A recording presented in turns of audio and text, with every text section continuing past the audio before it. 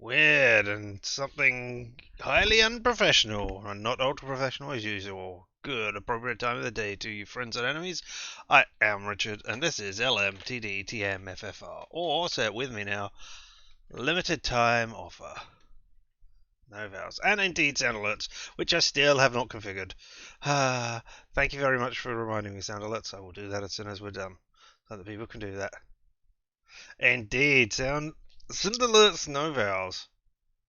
How are you all doing today? I hope you are doing better than I.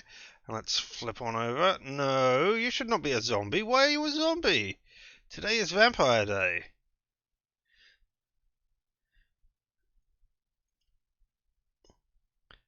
And where's the camera? Wow, you are. Why are you even on? How ultra professional as usual. See, look at this. I'm scared of the vampire. Stay away. How are you all doing today? I hope you're doing well. I am doing well. Oh, I know why this is all set up for that. Because I'm an idiot and originally put up it was going to be Resident Evil 2, which of course it's not. It's Point and Click Tuesday. So there we go. That is why everything was zombie related. Oh well, can't have everything, or indeed, in my case, anything. Are you doing okay? I hope you are. We're here for more Vampire the Masquerade Bloodlines. Or, no, not Bloodlines. Wrong game. Shadows of New York. I don't think I've got a copy of Bloodlines which works on this machine. I've still got my original CD, but or several CDs that it came on, but I don't have a CD drive for this machine. I don't think I've bought it anywhere else in the intervening time. I'll have to look into that because that was so much fun, so good. If I can get it. Oh, I know. I was going to buy it on GOG, but then I saw it came with the Wesps mod already installed. Not a fan of that. I like some of the restoration work that's been done, but I think it changes far too much of the actual experience itself. So I try to use a different patch or mod or however you wish to describe it. But yeah, there we go. Well, let us zoom over to the. Oh no. Let me, while we're here, say, hey, if you haven't looked at the schedule, and there's absolutely no reason why you should have, there have been a couple of changes to it. Notably, Wednesday and Saturday streams start half an hour later. That is to say, they start at 10 my time, rather than the 9:30 they did do. So on the hour. And that is because the Tuesday and the Friday before those, I am doing the D&D sessions with Bert on Steam, Steel and Murder. And I want the extra half an hour to and generally get myself ready and prepare, and possibly sleep for that extra half an hour. Who knows? I expect I will forget to change my alarms, and they will go off at the same regular times to get off for this. Still, there we go. So yes, those will be changed slightly, and they are permanent changes. So beware of them, or at least as permanent as I need them to be for right now. Aside from that, you will likely not be around when you begin because of that. Alas. Well, I mean, our time goes back on Saturday night. So yeah, that changes things. Makes things worse for you, makes things better. It gets worse for you. Yeah, indeed. So I am sorry about that, but I can't do anything about the world and the way it works. If I could, I'd be some sort of currently 9:30 p.m. Then it will be 10:30 p.m. Yeah. I mean, who doesn't want to be awake at 10:30 p.m. to watch all of this rubbish? Exactly. I am doing that as well, but you can't see it because of the way the camera is. So, let us switch on over to games. There. And now you can see me go, and here we are. And we will, let us music this up. Hey, I've already uploaded the last one of these to YouTube, although it's not available to the public just yet. As I said, I'm doing it 2 months behind, but I've uploaded it already. And there are 3, not copyright strikes, but copyright claims on it, saying, hey, the music from this, you can't put that music on there. So, I don't know. I haven't looked a bit at the thing here on Twitch, but, you know, maybe there's huge portions of audio that are muted in the replay. I'm just going to let the 3 of them fight it out. It's not a strike against the channel, so it doesn't matter. And indeed, once again... So, let's look at Night 3, Julia. I mean, I didn't get to enter my name, so the only real identifying thing there is Night 3. We had just met all of the people who were meant to be coming to the party, the Prince's party, and then we were being whisked off to somewhere else to do something else that I don't remember what it was. But, you know, as the bottom of the chain, who knows, maybe we'll be sweeping out a new burger joint that we stay at. Let's find out.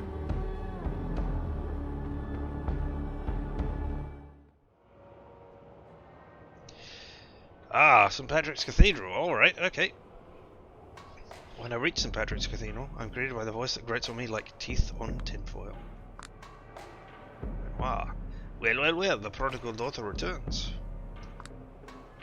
Oh my god, no.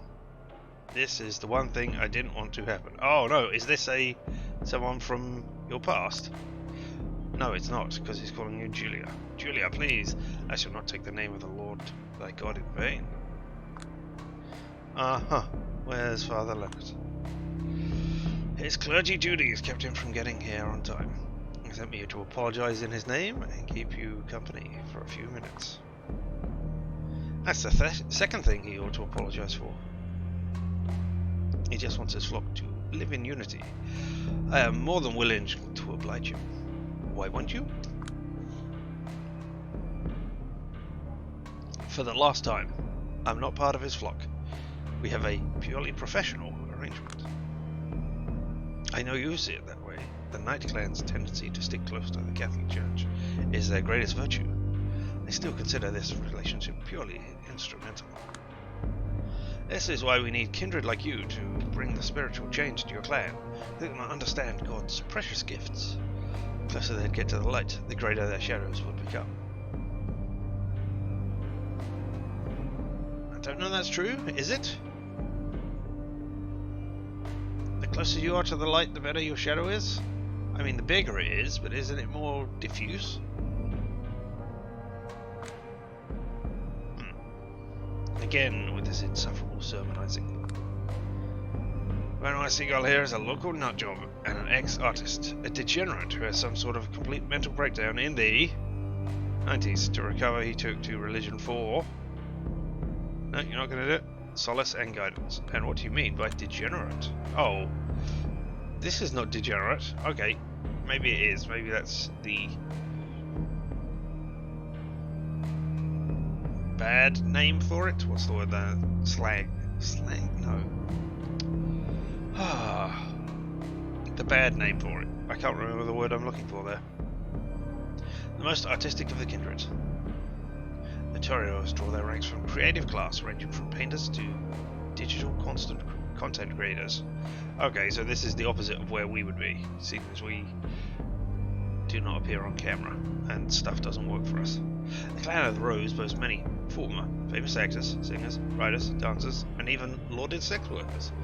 Goal is, of course, only to fill the Toreador clan with the best of the best, and its shallow fixation on youth and beauty has caused many hasty decisions. Probably more one-hit wonders under their roof than they care to admit. Also plenty of insufferable divas and influencers. Kadir is one of them, but surprisingly he doesn't show many of their regular traits. Perhaps other than keeping himself impeccably slick at all times. Presumably that is degenerate. No. Another one? At first he proclaimed his readiness to devote most of his life to studying Nordism. After a few years, though, he changed his mind and joined the Catholic Church instead.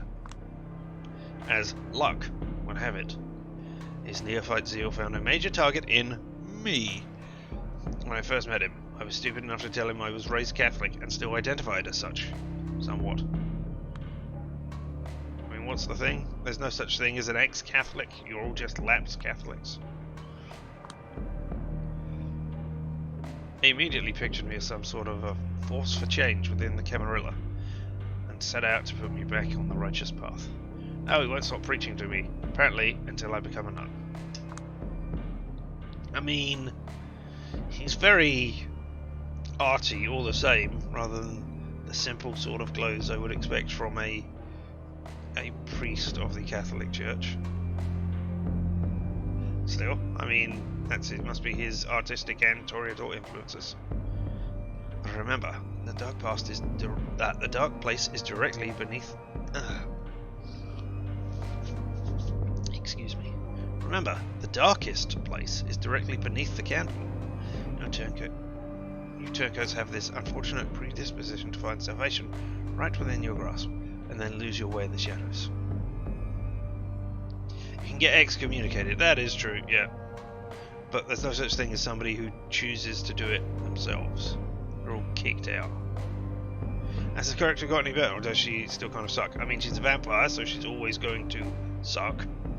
But, I mean, how would we know? We have only just started the start. She is at the first place. Christ, once he starts, he just won't stop. I guess it's time to bring out the big guns. By the way, I was meaning to ask, got any news about Sophia Langley? Yeah. Yeah, I agree, it's not right in the light. A painful grimace crosses his face when he doesn't linger. Kind of rude to change the subject, you know. Rude? I'm just looking for a topic both sides of this conversation would care about. You know, like any guide on etiquette says you should. Salvation is a topic close to anyone's heart, whether they admit it or not. And it's pretty bold of you to assume I still care about Langley. I mean, no.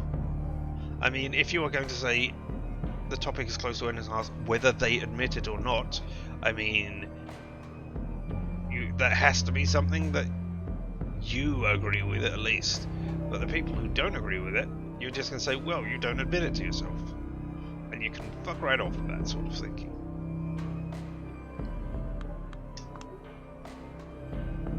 I do not assume, I'm certain you do. The second she retires from the public eye, you stop acting like Jesus era Kanye, and start acting like Jesus is King era Kanye. Coincidence? I've never had a Jesus era. Do people really call it that? I don't know. Don't look at me. I don't give a fuck about Kanye. Here's how it's going to work. Tell me what you know. I'll tell you what they say. Keep in mind, I didn't know she was your sire until a few nights ago. Hell, I haven't even met her. He winters a bit at me saying, hell, and lets it go. Sure. I figure you would have prodded that wound long ago if you knew. Or do you care anyway? Better to let you drone on about your tormented past than to let you carry on with your good missionary stick. Professional curiosity. Once a journalist, always a journalist. Scratches his head and exhales a sad mockery of a chuckle. Fine then, I'll do my best to make it short. Just like you said, Sophia Langley, every New York kindred's beloved socialite, was my sire, who I met sometime after World War II. I left France right before the Nazis went around the... Oh... Yes, I don't know how to pronounce that, but I remember it. The Mignon line? That's not how you pronounce it, but it's how I'm going to pronounce it for now. I struggled to keep my siblings alive with my art. Watched my brothers die during the flu epidemic of 43. I was close to losing my mind. Was there a flu epidemic of 43? I mean, there was a huge worldwide flu epidemic after World War One.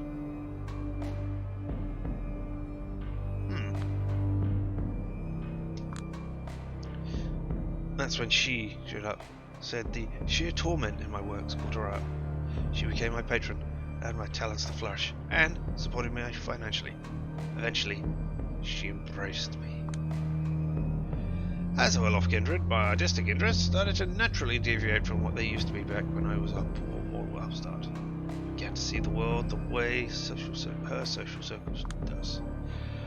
And that she couldn't forgive. Instead of being a fun novelty, I became just another part of the malaise surrounding her.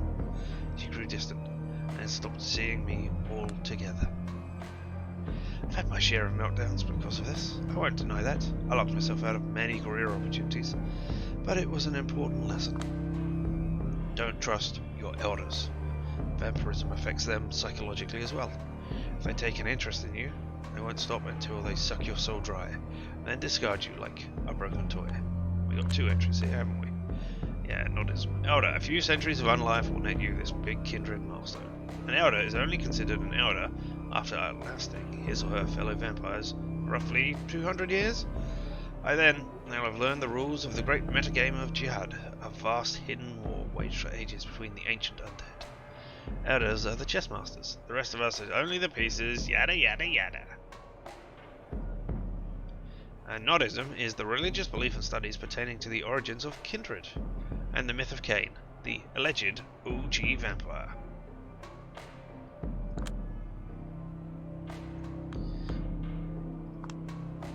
For the first time since I've known him, Seagull registers me as something other than a Bible-thumping nuisance. Is it compassion I feel? Do I find him relatable? How dreadful. So his name is Seagull as well as Benoit, so his name must be Seagull Benoit. Or Benoit Seagull. It's possible he's strategically trying to elicit sympathy.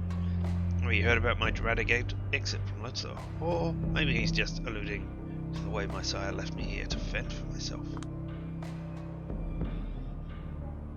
It is only God who will never lead you astray. Although, this is why I find your act so frustrating, Julia. You're so close to getting it, but you choose sin instead.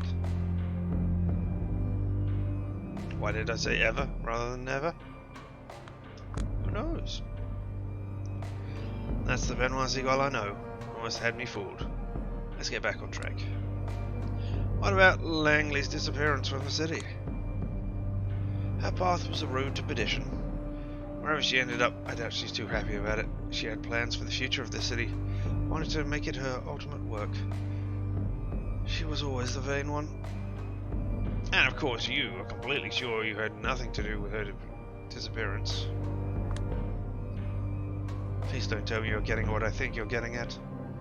I mean, are you saying you killed her? Diabolique? Maybe? Everyone says you've been acting like you're trying to repent for something ever since her vanishing act. And you've got a motive. Of course I'm getting at what you think I'm getting at. Benoit shakes his head. You really have the devil in your heart, Julia. Always testing me. Just asking what everyone's thinking. Are they now? Listen, I'm familiar with a lot of the insults attached to my name in the city. Those aren't exactly compatible with the image of a ruthless killer. Killer? Huh. That's interesting. I haven't said anything about killing. I mean, you implied it pretty strongly there. What else would you be hinting at? You've locked her away? Banished her? Got her surrounded by, crosses. I can't remember if crosses work in Vampire the Masquerade, but I'm wearing one. So I assume not. Scrubs his hands over his forehead and collects himself before responding. Stop picking apart every word I say in this completely unappealing way. There's a statement if you really want one, Miss Hercule Poirot. I do believe Sophia, the way I knew her, has met her end. Even if she's still walking this earth, she wouldn't come back here as the same prideful aristocrat. She'd have to undergo a spiritual rebirth. Someone has reminded her of her place. Former friends talk of her in hushed voices. Even that servant Plato of hers went missing. No more Camarilla parties. She's done for. Whatever happened to her, I don't know. Swear on Jesus and his sandals. I had nothing to do with it. But yes, I'm still here, and she's not. And it's not a reason to gloat, but to be more humble. I received a sign from God, telling me to re-examine all the unfortunate ways I still resemble Sophia Langley. And I listened. I rejected the pride I shared with her. I renewed my vows to God, recommitted to preaching His greatness. I mean, this is why we're having this conversation in the first place. Right now, when I think of Langley's influence on my life, I'm grateful, because she was the sign that got me here. And, if God wills it, maybe one day you'll look at her the same way, Julia.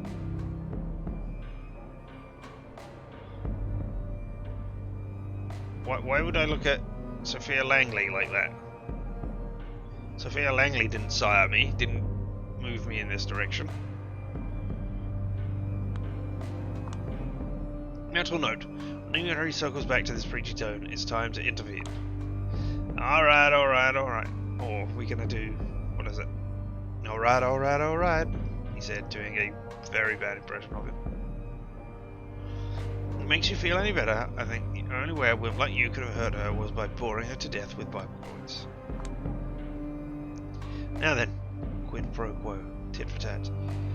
You were saying people still talk about me. I was curious if... Oh, look who's finally here. Stalling for time worked. Father Leonard rushes in our direction, carrying a folder of documents under his arm. I assume it's the ones I came here for. Father Leonard? Christ be praised, Julia. Yesterday I was told this is how priests greet their parishioners in Eastern Europe. Forever and ever, amen.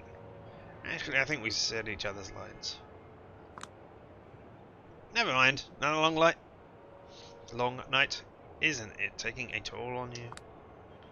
Ah, no need to worry. These days I sleep a few hours a day. Short naps take care of the rest. There's always work to be done. I apologize for being late. At least I managed to get here before you and Benoit went for each other's throats. Good. I was getting worried. Oh, who do you take me for, Father? He takes you for a total bozo who's about as effective at converting people as a documentary about paedophilia in the Catholic Church. He's just too kind to say it out loud.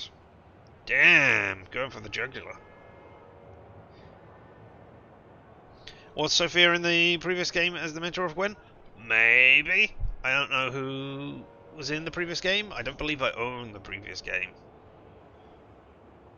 I don't know. I know I own this one and Werewolf for certain. And I don't know about the others. Maybe I do, maybe I don't. I certainly haven't played it if I do.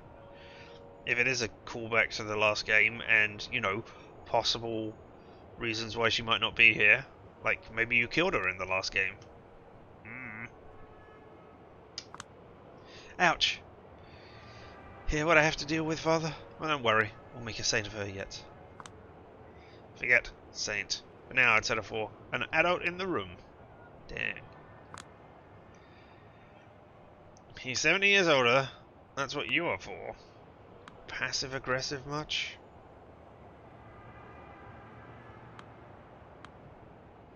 Talk to him. He's 70 years older.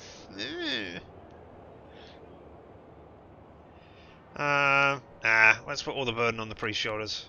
He's already collapsing under the weight and not getting enough sleep. Let's make sure he gets less. You are here to be the adult in the room. Isn't that what you are for? I've been patient with that role, but by now you kids should be moving out, not leaving crown marks on the wall and throwing food around anytime Daddy's not looking. Not comfortable with that use of the term Daddy. So let's just focus on our grown-up duties, shall we, Julia? Here. He gives me a folder he was carrying with him, and I pass him the reports I wrote earlier tonight. Among kindred, it is common knowledge that the Catholic Church is one of the La Sombra's greatest assets. Hell, it might even be one of the main reasons the Camarillo is slowly warming up to the clan. We are technologically impaired, and as such, woefully unprepared to face the challenges of communicating in the 21st century. Hard to handle advanced encryption when you can't even unlock a smartphone. Yeah, I forget. Does it read Does biometrics read fingerprints? No, that's just fingerprints, so it would be checking your pulse and everything else. Couldn't do that as a vampire. Would be interesting. I mean, on top of the La Sombra's unique condition. This is where the Vatican connections enter the picture. A web of priests scattered all around the world, exchanging our dispatches between each other, making sure they all reach their destinations in total secrecy. I was told not everybody in the Holy See is friendly to our kind, but the most shrewd and talented usually are. You can say they're like a mortal camarilla, better than any intelligence agency. Remember what happened to John Paul I when he attempted to uncover the workings of the Institute for the Works of Religion? No.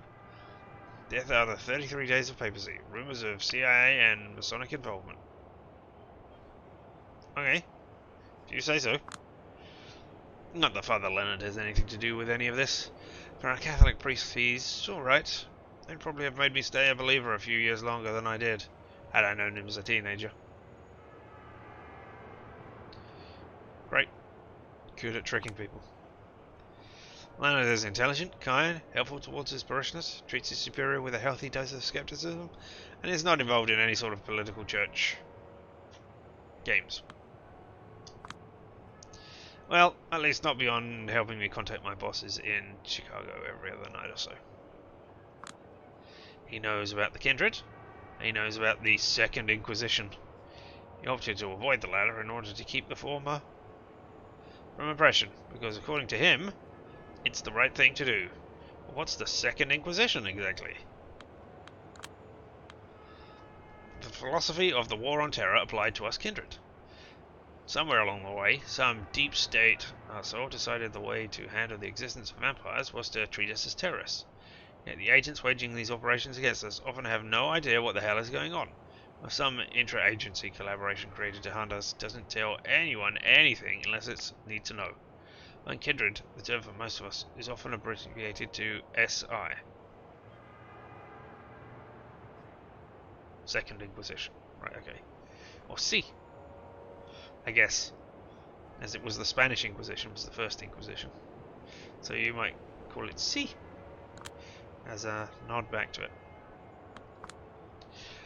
I know there's got to be something wrong with him, some sort of motivation maybe, but I haven't nailed it down yet. But it doesn't feel like he's making an effort to hide it, so I'm giving him a pass. By the way, I hope you don't mind, I finally took the liberty of asking how your parents are doing. No! I want no contact with my former life. Or at least I shouldn't have contact with my former life. I guess curiosity about your former life is human?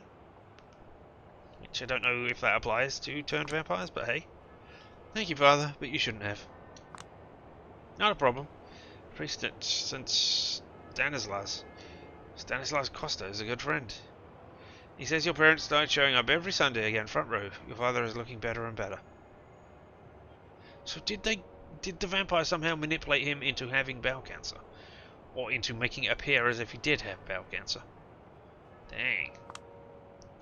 It makes me feel nothing, but I still give him a token nod and a grateful smile. Thank you, Father Leonard. Now, if you'll excuse me, the sunrise is almost here. Yes, be careful, and God bless you. Amen. Goodbye, Julia. I'll let you off the hook this time, but next time, you won't be so lucky. Alright? Sure, just one more thing on my never-ending list of events I'm not looking forward to. Guess it's time to call it a night. I'm home! Okay. Double bed. Load of books on a shelf. Happy clock in the corner here. Christmas lights over the top. I don't know if you'd want that as a vampire, maybe? Oh, Dakota. Finally. You doing alright? So this is the person on the title screen. It's also the person we called on the phone and spoke to. So they knew us before? Unless this happens to be somebody who is called the same thing. Let's find out. Fine, I guess. Why aren't you asleep? I figured it's finally time for me to become more of a night owl. We talked about making our schedules sync better. Want your vitamin D? I'd kill to have your skin. Would be a shame to waste it. I mean, you could always plaster it on if you really wanted to. If she was dead. Shouldn't have smoked so much before you got bitten, sweetheart. Should have shared your skincare routine with me back when I was still breathing. You can't just be going around sharing my one secret weapon. It's top secret stuff. MK Ultra level. Jeffrey Epstein's current whereabouts level. I'd have to kill you if I told you. What? I don't know when this was made, but whenever that was made, that is in poor taste. Dying sounds good. I have a secret weapon too. Love you too, hun.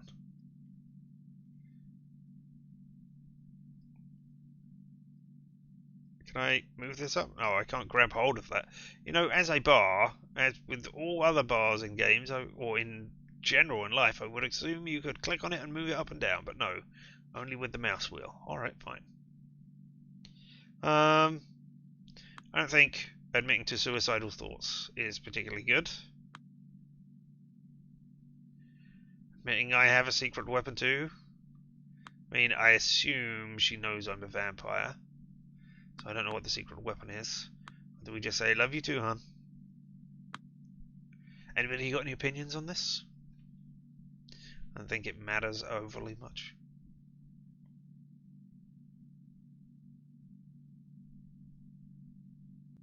I knew those are some interesting tattoos all over the place, though.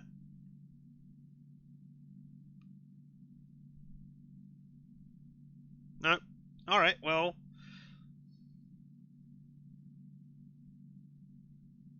Nah. Love you too, hon. Okay then. Love you too, hon. Is that sarcastic? Is it not? I wonder how it works. Come on. What's with the attitude? Nothing. I just thought we're beyond hiding secrets from each other.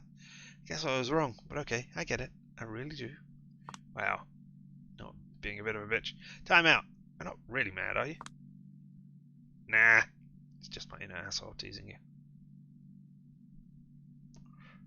Staying away from those comments. Never mind. I feel a little more self-conscious than usual tonight. Don't. You want me to do your makeup before you go to sleep?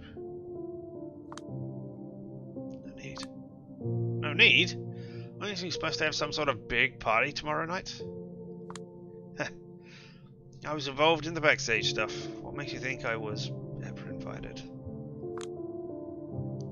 Because you're the coolest, cutest, and most all-around amazing person I know. I've been saying not to put you on the shortlist. Right, is this genuine love? Are you a thrall who has to say those things to me? What's the relationship here?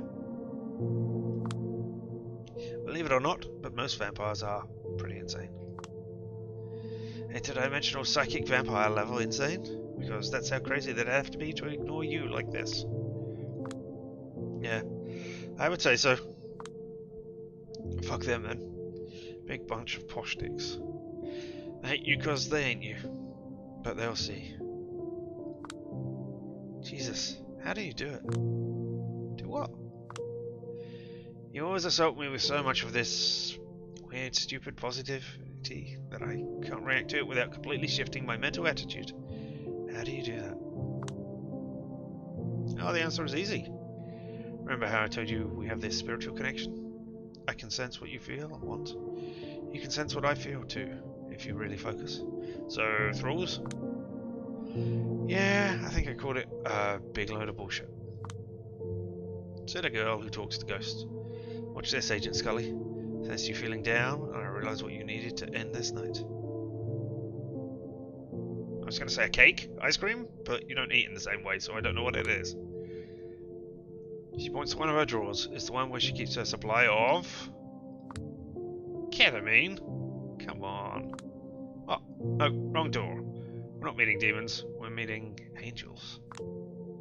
MDMA. Ding, ding, ding. Ticket half an hour ago. Perfect timing. Thanks to our spiritual connection. Ready to fly away? Moon isn't right. I need music. Got a special SoundCloud playlist ready to go, prepared specifically to uplift one Julia Sawinski.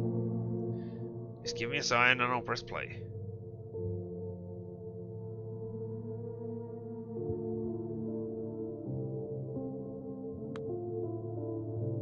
Was that her actual name? Julia Sawinski? Because I thought Sawinski was. I thought her first name was something different.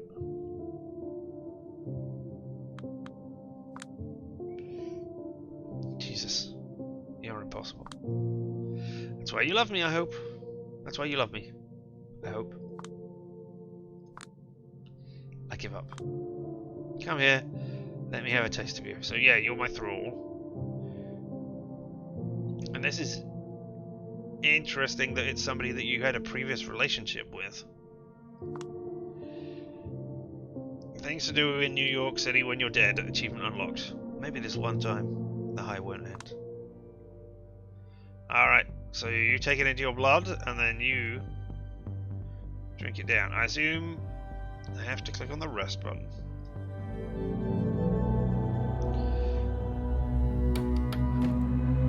I leave Dakota's apartment as soon as the sun goes down. So it's Dakota's apartment. Well, that's risky, unless it's a new apartment in Dakota's name. Even then it's risky. Because, I mean, you knew Dakota before you were dead.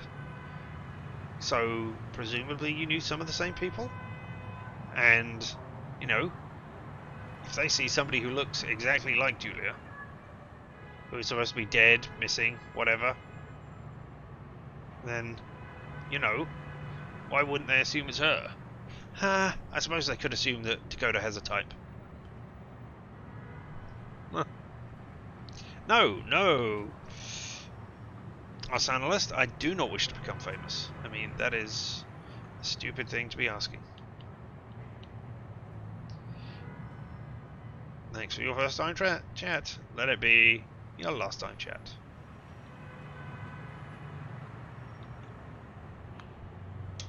Leave Dakota's apartment as soon as the sun goes down. Yesterday was fun, but I always feel a little nervous when I spend too much time with her. She never lets me escape from being the center of attention. It's exhausting. Eat in Times Square, play on the strip. Let there be fame. Is that just a general advert for New York? I can't really tell. Why would you have an advert for New York in New York? That can't be right.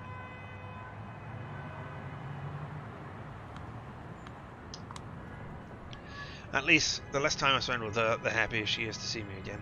It's a tricky act to balance, though. I am grateful for her presence in my life, but never mind. It's on my list of chores tonight. Ah yes, only one thing. Don't show up for the party at the Art Hall. Well, this is the rare night when I don't have anything to do. Might as well take a trip around the city and see what's up. And maybe fix myself a little drink while I'm at it. Alright. So what have we got here? We've got breaking the habit. I need to break out of this mood, go somewhere I never visit, see something I tend to avoid. Thank Julia. What is the least you place? Go and live a little. Or I'll walk in the park. In life, I wasn't especially fond of parks. Now, as one of the kindred, I can finally see the appeal. Past midnight, they become a surprisingly good hunting ground.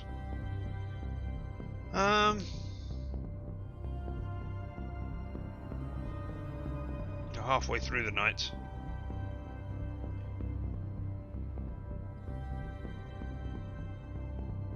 I think I want to break out of myself rather than feed right now. Which might mean... which might also be feeding. But yeah, let's break out of the habit and see what happens. Hey, wouldn't that be fun? What was I thinking? Oh, we've gone to a carnival. Okay, well, yep. I mean, even the most hopeless introverts yearn for company every now and then. Be it the company of someone they know, or a total stranger revealing themselves to be the soulmate they've always sought. I mean, if I'd looked at the map, perhaps I would have understood that that was a famous carnival of New York. Even for someone as neurotic as me, there's something enthralling in the idea of briefly trading your individualism for a place in the crowd. You can just wander around and stare, like a peeping Tom hidden in plain sight. there's anything missing from the shell of my previous social life, it's that intangibility. Yeah, it's that intangible sensation, being part of a living mass. But really, Coney Island of all places? Alright, it is Coney Island. That is a shame. If only I had known better when I looked at the map. Not because I didn't want to go there, but because, you know, I didn't want to go to a famous place in New York. I guess I would have gone to Central Park. Yeah. What was I thinking? Surely it's my id, finally revealing what I've been missing all along. All my sick soul really wanted was to nibble on a Williams caramel apple, while taking an overpriced Wonder Wheel ride. I thought it was to go on a clown murder. But no, not that. Alright. Well, I'm here. Might as well try one of these tourist traps.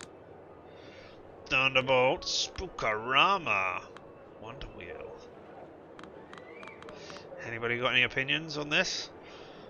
I suppose the Spookarama is a ghost train. The Wonder Wheel is... well, it's either the giant Ferris wheel there or one of those rotating centrifuge type things. And the Thunderbolt has got to be a roller coaster. Gotta be, right?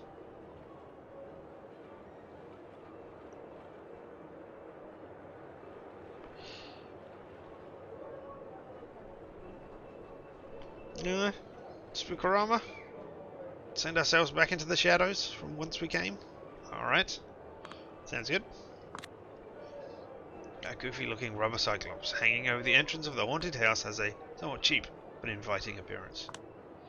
Pay for the ticket in hope of seeing more of this sort of kitsch. I don't stick around until the end. I storm out through the emergency exit. Jesus. I died, drank a rat's blood once, lost the ability to use modern technology. With all that in mind, I still consider this to be the worst experience yet. Not that I expected anything else, but still, I'm not sure what I was hoping for. Amid the clouds of cigarette smoke, I notice an old woman perched silently by the wall. She looks like one giant wrinkle, but her gaze is lively and pierces right through me. Uh-oh. Fortune tellers. I pull the crumpled package out of my back pocket. My last smoke. As I raise the ladder, some pompous dick, preoccupied with his visibly bored girlfriend, shoves the cigarette out of my hand. Somehow, it's his half-assed apology that pisses me off the most. The urge to drink him dry is strong. I let it pass, but beneath my feet, and I can hear the old drone cackling as my cigarette sinks into the only puddle in the vicinity. Fuck. Turn towards the exit. I notice some brawny dude closing in on me. The way he's dressed has the same uncanny aura as Steve Buscemi walking through a high school corridor in a skater outfit, except that Steve Buscemi is 1,000 times cooler than this guy. How are you doing, my fellow kids? I, with my thinning hair, am definitely a fellow girl like you. He gets right in my face and hands me a cigarette, filling up a rather annoying smirk. Having a bad night, sweetheart? Jeez.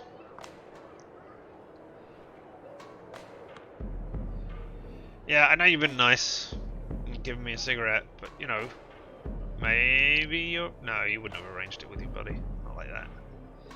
But it was fine up until this point.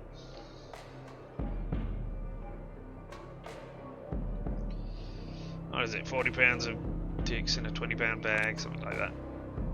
It was fine until you came along. He completely disregards my reluctance and starts weaving his hands erratically like a second-hand mime.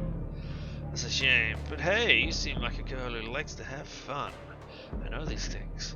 I have something here just for you. Want to check it out?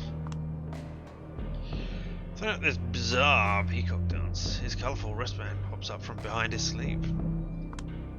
Shit, man. How close can you be? Is this a hidden camera show? Or maybe you're just some newbie being hazed by the rest of your undercover unit. Really? Because he's got a wristband on? Is that how police undercover units tell when they're police? Because they have brightly coloured wristbands? Damn. I guess back in the 90s when I had those slap hands. I was some sort of undercover cop as well. So undercover I didn't know. And nobody's told me.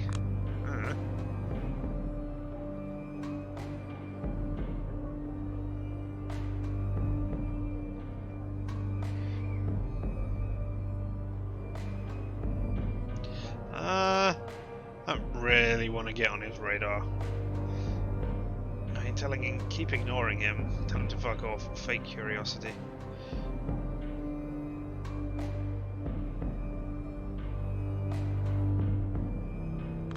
Let's just get rid of him. I don't have time for this idiot. How about you skedaddle the fuck out of here, officer? Seems to have struck a nerve, and he doesn't know how to handle it. Come on, big guy, just give me a reason. Oh, fuck you too, bitch. That's just rude, and begs for a reaction. Ooh. Dominate. Drop your act for everyone to see. Scare the haunted house visitors. Just walk away.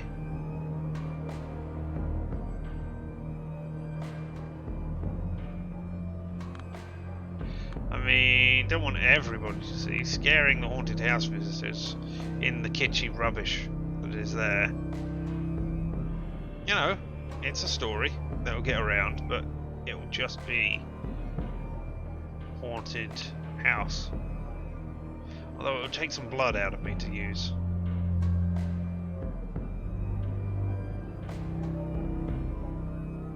Let's scare the haunted house visitors. He freezes in place as I gaze into his eyes. Point my finger at the haunted house right. Go inside, pretend to be a real monster.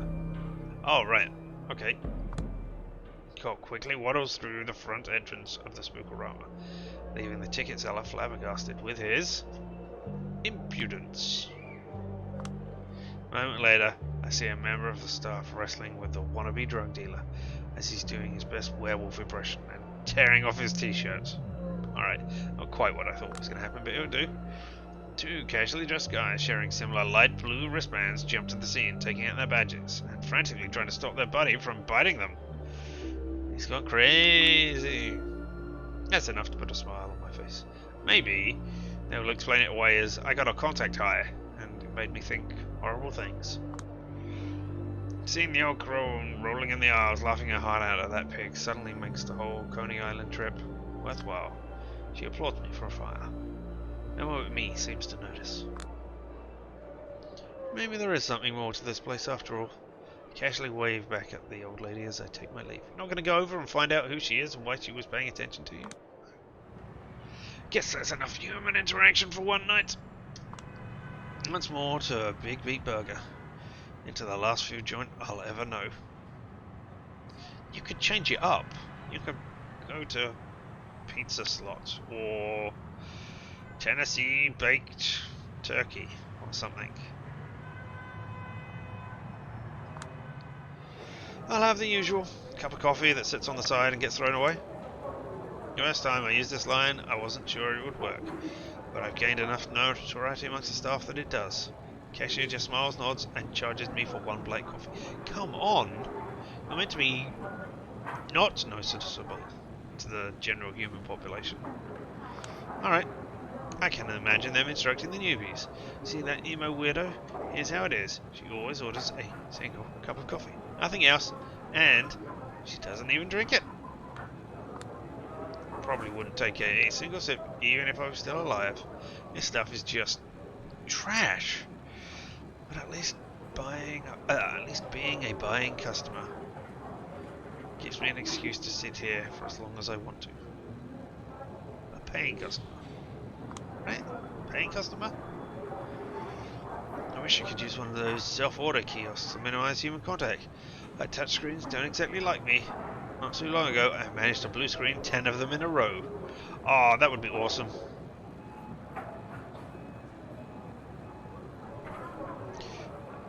That would be a lot of fun. Oh well. The good news is, it doesn't look like I have anything to do tonight. Well, I think the plot is going to come up and smack you in the head now. Bad news is, it's because every creative room matters is having fun at the art hole right now. It's not like I wanted to go, I just wanted them to invite me so that I could tell them to fuck off.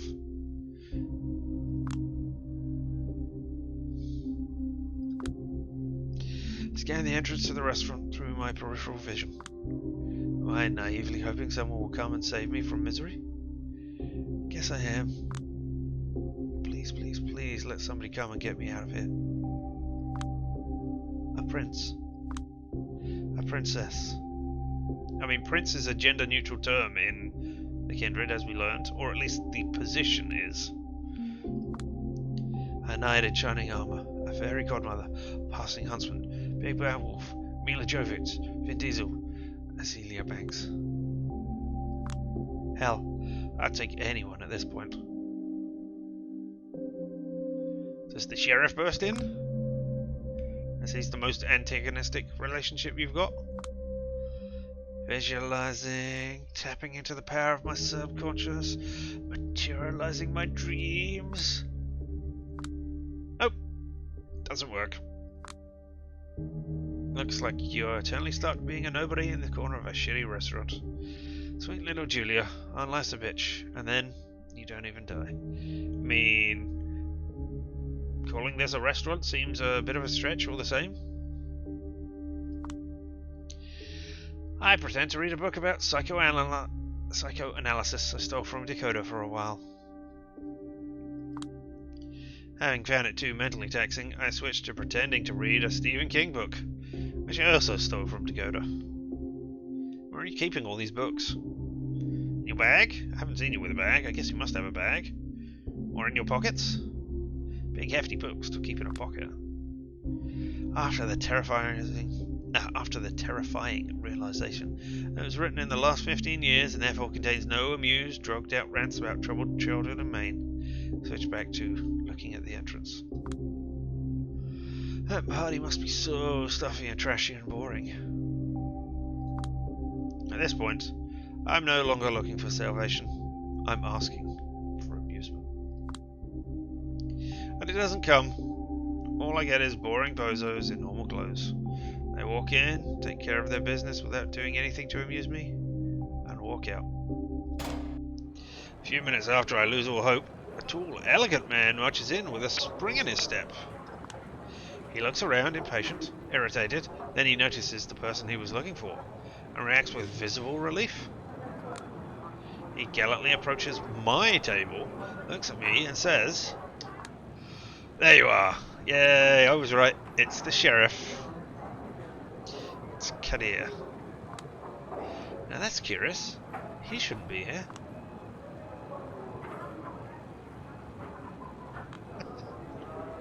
Let's call him Vin Diesel. I'm surprised Vin Diesel is a name in Vampire the Masquerade. I mean, I know Vin Diesel himself in the real world likes RPGs and stuff, but would Vin Diesel have made it to the top of his profession in a world that is scummier and more corrupt than ours? Maybe, I suppose. Looks like my prayers were answered. Vin goddamn Diesel is here, ready to take me away from this dreadful place in this shining Dodge Charger. You're not going to get the reference. Is Michelle Rodriguez in trouble again? Have you made up with The Rock? Will we get justice for Han? Are we going to a race? Will you teach me how to live my life a quarter mile at a time? You couldn't go with Pitch Black instead? Oh well. Or Triple X? My dumb attempt at self-amusement doesn't faze him at all. He doesn't even roll his eyes. He just stares at me blankly. Grab your stuff and get in my car. Now. His tone leaves no room for doubt. Something bad has happened. I want to ask what, but whenever he's in his "I will simply ignore all the dumb shit you say" mode, I know better than to ask questions. Instead, I silently follow him to the exit. He guides me to his car. I just hope I haven't messed anything up. And I don't think I have, but have I? Maybe the cop was in there, but I don't think so. Kadir's car, as usual.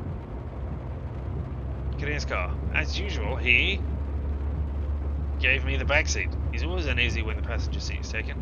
Doesn't want anyone to limit his peripheral vision, he says. Interesting, yeah, possible. Normally, I catch him observing me in the rearview mirror. This time, he's watching the streets. more tense than usual. Something must have caught him off guard. Then perhaps you should have used a different picture than him staring intently at us?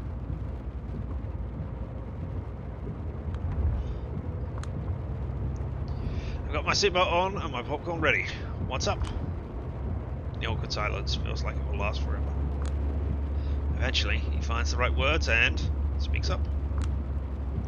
6 weeks ago, the Prince told me to parley with the anarchs in the docks. Remember? Yeah, and you made me tag along so that I could learn something about politics. As it turned out, politics meant something awfully similar to watching my drunken family shout at each other at a wedding party. What's this man who didn't need to shout to make my blood boil? The meanest one in the room, their leader. White hair, a monocle, musty clothes. With this fucking polar cunt. Boss Callahan. Hello? Scrooge McDuck, yeah. How can I forget? A lot of panache, old-timey bravado, and gendered insults flock my way. What was his name? Something British? Made me think of Hollywood? Callahan? Baron Callahan. Douglas. Boss Callahan. Right. It's 2020. The man's opinions and ideas were stuck in 1920. But the annex supposed to be the progressive opinion. Never understood why they put up with him. I mean, the 1920s is probably progressive for the Camarilla, given its mired in centuries-old stuff. But still, he has his way of predicting which way the wind will blow. Anytime Camarilla or the sea hit the annex, it was the factions opposed to him that were hurt. The luckiest bastard in the world. Thought you didn't believe in luck. I don't. But it sure looks like his luck has finally run out tonight. Wait. Don't tell me. We're going to kill him. He's dead. The Anarchs got rid of him. He's got to be dead, right? Let's show that we've at least been paying attention and that we understand that he is dead. He's dead? Deader than dead? I'm 99% sure the bastard meant his final death. Wow. How do you know? We've got trustworthy sources in the Anarch inner circles. Looks like all hell is about to break loose. There's an emergency meeting at the art hall. So it didn't happen at the party. Interesting. Jesus, you're bringing me with you? Why? Because you were on the way. Because I could. Because I should. Because we're an independent party who can be equally distrusted by both sides, and thus trusted not as much by either side, so the other side accepts us as some sort of arbiter or impartial investigator. You might not be important to the members of the court, but you're still an asset to the sect. Symbolically, at least. I can justify sneaking you into the party, claiming it's for your own protection. Really? Oh, you think there are going to be reprisals? As always, my very own Vin Diesel takes care of his familia. Familia. Wait a minute, though. The party is still happening? I called the Prince, told her the best course of action is stopping it and starting listing security protocols I have prepared for these sort of situations. She interrupted me halfway through and told me we will discuss the subject face to face. Doesn't sound like she was interested. Nope, party's still ongoing. Party is that important, huh? Politics. Politics is that important. I don't know if he's trying to convince me or himself. Both. Once again, politics sounds an awful lot like a bunch of party-loving assholes shouting at each other. Don't worry, this isn't the kind of, how shall I call it, governing issue the likes of you and I tend to deal with. And how would you describe the governing issues we tend to deal with? Shoveling ourselves out of shit. As usual, he seems a little embarrassed for cussing. Or for being too honest. Either way, it's cute. No argument here. And that's where the conversation ends. We stay silent as the car rides off towards the unknown. We find out what these two new things mean. Baron, powerful anarch, basically a warlord. Barons are often jumped up licks who have strong-armed their way into control over a building or even a city block. In New York City, especially in Douglas Callahan's case, it often seems suspiciously like a form of traditional governance to me. And the anarch movement is the loosely organised sect of political outsiders opposing the modern Camarilla-dominated paradigm. They seek to end the tyranny of the others. From what I've seen in New York City, they've just replaced one hierarchy with another, more loosely defined. Indeed. I have never got the idea that the anarchs are a serious rival to the Camarilla, or that they are anything more than we want to be in the ones in charge, or at least the powerful ones are. I'm not a New York City Baron. The Baron of New York City, if you please. Alright. That's what you were talking about. It's more a memory of an old douchebag who thought he could rule the world crosses my mind. Well, looks like the world has left him behind. Sayonara, so. Here I am. The only place I didn't expect to visit tonight. The art hall. Guessing by the sounds, the inside seem lively, even if they know it's an emergency. They simply don't care. What are you standing around for? You still need an invitation? I don't know. Do I need an invitation to enter places? I assume not. I don't think that is one of the Vampire the Masquerade traditions that they hold with. No idea. Do I? I think the bouncer would let you. There's a bouncer? I assume it was the sheriff. Yes. And he's standing right in front of you. Yeah, there we go. Just start walking. Well. Here I am, among partying elites. It's as stuffy and boring as I expected. But hey, at least it's exclusive.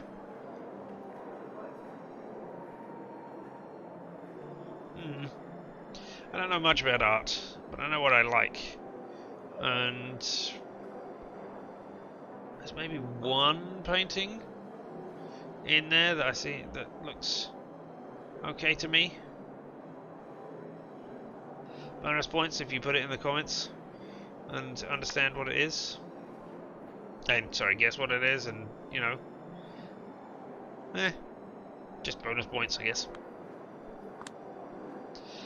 The title Panhard came up with these yearly gatherings. It's called Celebrations of Power, an invitation to re-examine the relationships between our undead bodies and the spaces they inhabit. The week-long event is packaged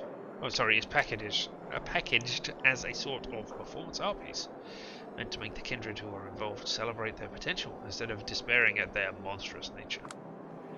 We need to counter-program the omnipresent images of tragic vampirism with images that remind us we have inherited the earth, now free to remake it in our own image, is the way our prince puts it. To this end, she organizes a series of exhibits, concerts, fireworks, parties, business meetings, etc., etc. Of course, the parties and business meetings are the most important.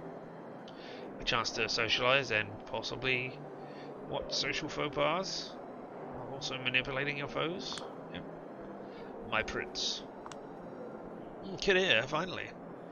Ooh, a feathered dress. Hair done up possibly like a peacock with those almost feather-like protuberances from the thing. Interesting. A saint with angelic wings. Okay, a holy patron of New York City. Very wrong then. Take a good look around. Half of the figures here dress like they're attending a masked ball. The other half are religious figures, either demonic or saintly. I have to admit, I don't fully understand the theme here. I know Panhard's based it on psychomagic, sort of shamanic psychotherapy using the power of art. Simply put, it's a holy mass and unholy mass in equal measures. A set of rituals meant to make the participants wholeheartedly accept they're both the worst and best the earth has to offer. You are not better than a little dog just looking at you.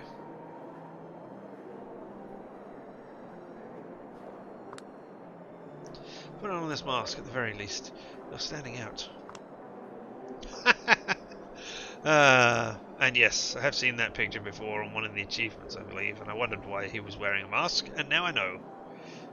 Here.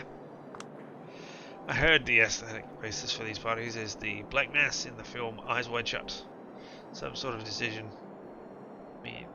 Some think this decision means Panhard is tone deaf, but it's quite the contrary. She knows the anarchs are constantly looking for ways to undermine her through art and rhetoric that point out glaring contradictions in her theoretical benevolent rule.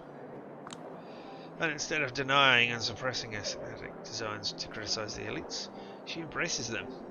Instead of risking a Streisand effect, she effectively defangs the opposition. Yes, embrace that shit. Make it part of you, or at least part of what they think you are.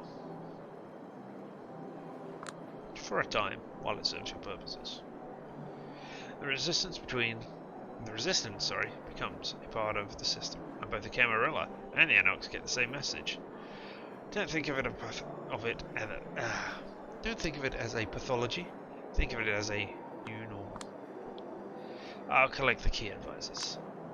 They've already been told to come here. I don't think there's a need for us to hold the meeting in a particularly secluded place. We'll just do it over there. Are you certain? Absolutely. Wait, is that Miss Sawinski I see behind you?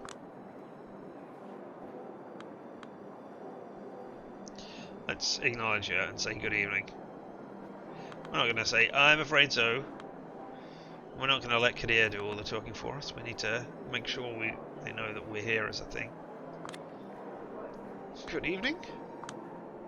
I collected her on my way here because of her role as a La Sombra representative. Just say, political hostage. You people have made it perfectly clear what's going to happen with my parents back in Chicago if they go against you. I mean, I guess you're not a heartless monster, so it would matter what happened to your parents, but I mean, you're also not meant to be yourself anymore, or at least not meant to contact anybody from your previous life.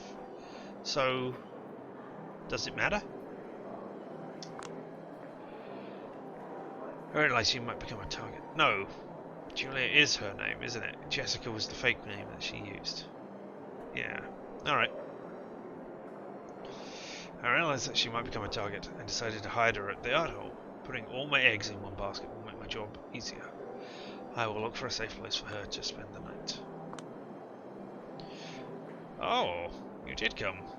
Let us stay with you for now, Alasami. Time is of the essence. Didn't notice him sneak up on us. Nice get up. Are you absolutely sure? But of course, everything we say here is going to become an open secret in a matter of minutes. Prince Panhard has already come up with the appropriate messaging. Out of the corner of my eye, I spot an elderly vampire guiding a young, fashionable human girl towards the basement. Led like a lamb to the slaughter. Oh, wait, no, you're the Toreador, not the Malkavian. Let's see if the Malkavian is here. Best not to think too deeply about what's going on underneath this place. Before everyone gets here, I'd like to secure the perimeter. Easy now, Alasami. All of the appropriate security protocols for you are already active. Me and the Prince have already pulled some strings as well. The situation is mostly under control. Mostly under control? Never let anyone sleep any easier. Alasami, I know that as the Prince's sword, you're aching for blood. You have to accept that, like most weapons known to men, you're most effectively hidden in a sheath. Or you're most effective hidden in a sheath. Listen here now. Looks like a fascinating philosophical discussion in the making, but sadly, I'm forced to interrupt. Prince Panhard, you did not get dressed up as you said you would not. All of a sudden, Samira appears between the two men, a calm and collected voice completely changing the atmosphere, as expected for a self-professed protector of the peace.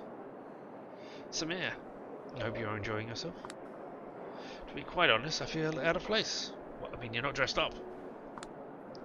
She nods and smiles at me, probably to signal she takes solace in not being the only person in the room who feels like a fish out of water. Especially now, seeing as I've heard this meeting is meant for those of greater stature than mine. Really? I thought you were one of the council. Nonsense. I have a delicate matter to discuss. One that might require severe judgment down the road. I think you understand why I wished for a child of Hakim to be involved. Alright, okay. So you're not officially on the council, but you are called on as an extension of the council's will from time to time? Alright. Of course. What is it with that expression on your face, Kadir? Quickly collects himself. Look who's joining us. The High Regent of the Chantry of the Five Boroughs, Lady Aisling Sturbridge, walks up to our group in an outfit I would never imagined her in. Pretending everything is par for the course. What is this outfit? I'm intrigued. I mean, I know she was saying she wasn't going to wear one. I think it was you. Let's find out. Prince Van Hart, the Sheriff, the Harpy, the Banu Hakim Primogem. Are we still waiting for someone? Hopefully the Malkavian. I think just the horns is... Oh no, look, you've got the... not cufflinks, I don't know what you call those. But they're also horned as well. Interesting. He's almost here. Shining even more brightly than usual. Aisling. I adore your efforts, Amara. Wish the prince allowed the same amount of effort for me. I, for one, am glad she didn't. I particularly love those horns. Thank you for reminding me. Put them on at the prince's behest, but I believe she had more than enough fun. Oh, no. Good. No, not yet. Ah, well, this will do for now. You're not off the hook yet. Paid a costly price to see you like this. Both Kadir's and the prince's voices are strained whenever they attempt humour. Mines are obviously elsewhere, and it's not a happy place. Arturo, on the other hand, seems calm. We all celebrate our power in different ways, I suppose. Now what is this about? Oh no, the horns. You did take them off, that's a shame. Just a moment. Over here, Addison. Oh, okay. Kalarima's infamous spokesman approaches, pushed towards us in a wheelchair by his servant. Oh, you're blinded. Or at least supposedly blind, because you can see your eye peeking out there. Helena, everyone, I certainly hope this is something important. What a commanding tone. Seeing as Payne can't communicate normally, his servant relays his words to us instead. But he's posh and snobby enough to make believe I'm listening to his master's voice. Carter won't be joining us? He gave me a warning he might not make it tonight. I've messaged him the details. I'll have to find time to meet him later then. Finding time, searching for lost time. I swear it's all I do nowadays. And there's never enough. I guess now you understand why I insisted that this event must last all week. So many esteemed guests, many of them from out of town, each deserving at least a few hours. The figure in the wheelchair waves his hands impatiently. Yes, yes, let's just cut to the chase now, shall we? That might be the wisest course of action. My prince? Arturo? My prince, everyone. Let me begin by stressing these important points. The situation is largely under control. Negotiations are underway, and the situation is more tense than dangerous. We are safe. Let me repeat. We are safe. And with that out of the way, here's the big news. Baron Callahan, de facto leader of the Anarchs in New York City, met his final death in his office tonight.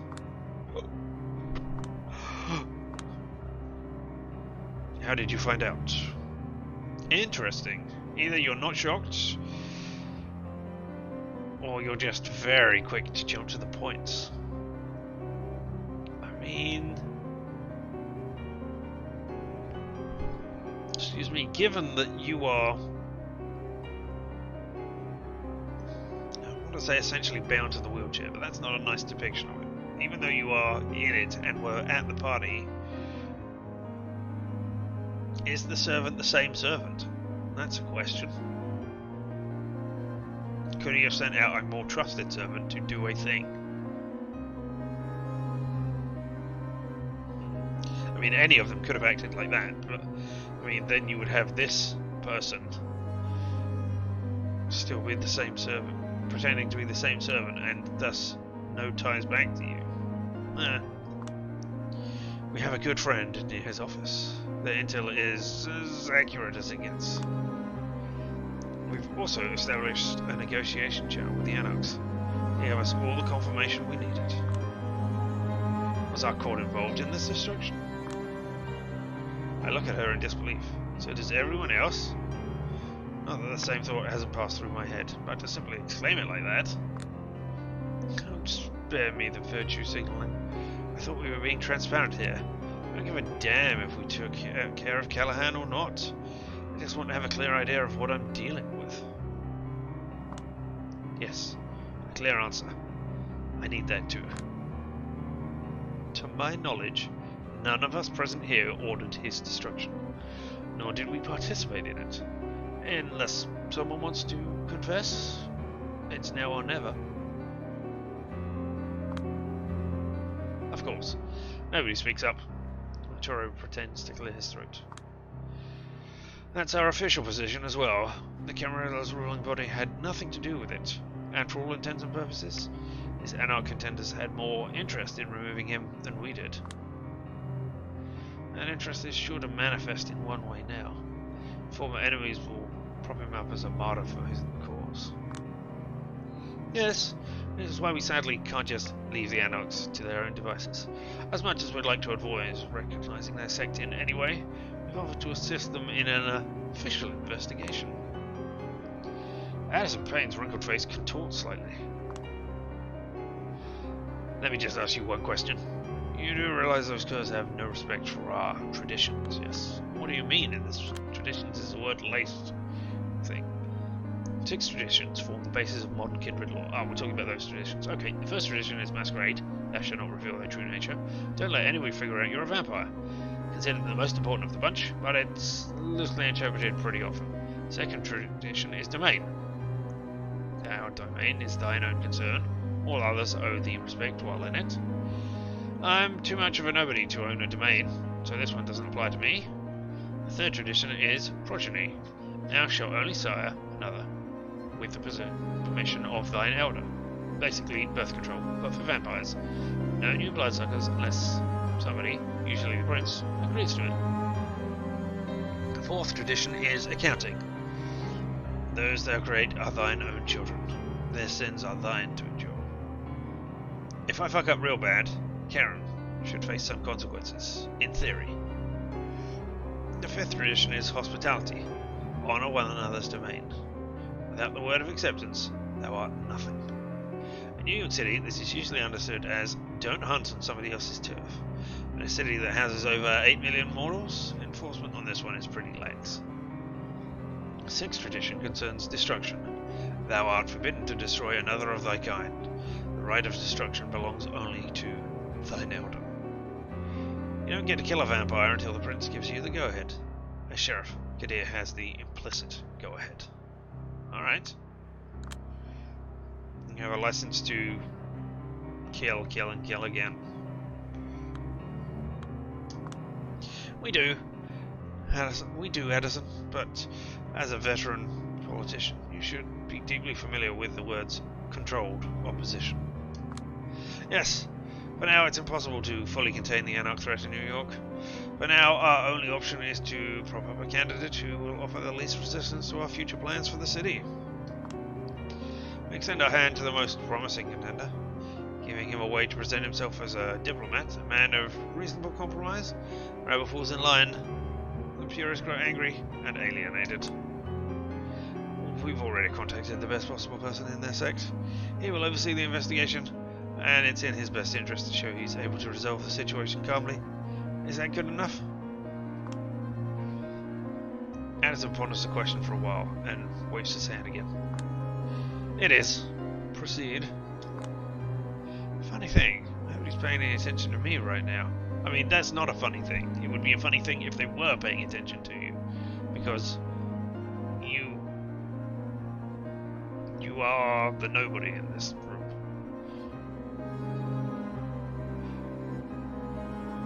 Worse than human, as you're not even looked on as a source of food, entertainment, both.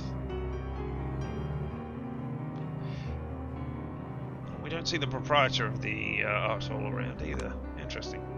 Keep in mind, Mr. Payne, man's people will still barely tolerate us. This situation is volatile. The other factions within that sorry excuse for a sect might still try to escalate the conflict. I will do my best to solve this situation as fast as possible. How so? Kadira is momentarily taken aback by Arturo's question. I volunteered to coordinate the case with the Anarchs, of course. I refuse. We have more important duties to focus on. Oh, Prince. Stepping in there. So I guess that's where we come in, eh? Once more, Kadira is stunned. Oh, this feels too arranged. I mean, are they pushing it onto us because they hope we are going to not be good at investigating? Although we were an investigative journalist and they wouldn't know that. Perhaps they're hoping I will miss some of the subtleties of the vampire culture because I am not ingrained in it and am a neophyte. All due respect, Prince. If you don't consider me capable of tackling this issue and attending to my usual duties at the same time, I think you gravely underestimate me. Your penchant for working yourself to the bone is well known and appreciated by everyone in this room, Sheriff. But so is your perfectionism. If we do grant you your wish and let you investigate while still fulfilling your routine obligations, can you guarantee you're going to give both these tasks your best? I can guarantee something very close to my best. Close to your best doesn't cut it, Al-Asmari. Not when the vultures are adding force. Callahan's destruction is sure to cause unrest among the Anarchs. There's an obvious outlet for this pent-up rage. I want to make this perfectly clear. Separations will continue as planned, no matter what. This is why your presence here is absolutely necessary, Sheriff. We rely on your constant protection. Of course, my prince. You must be on constant vigil for a few days.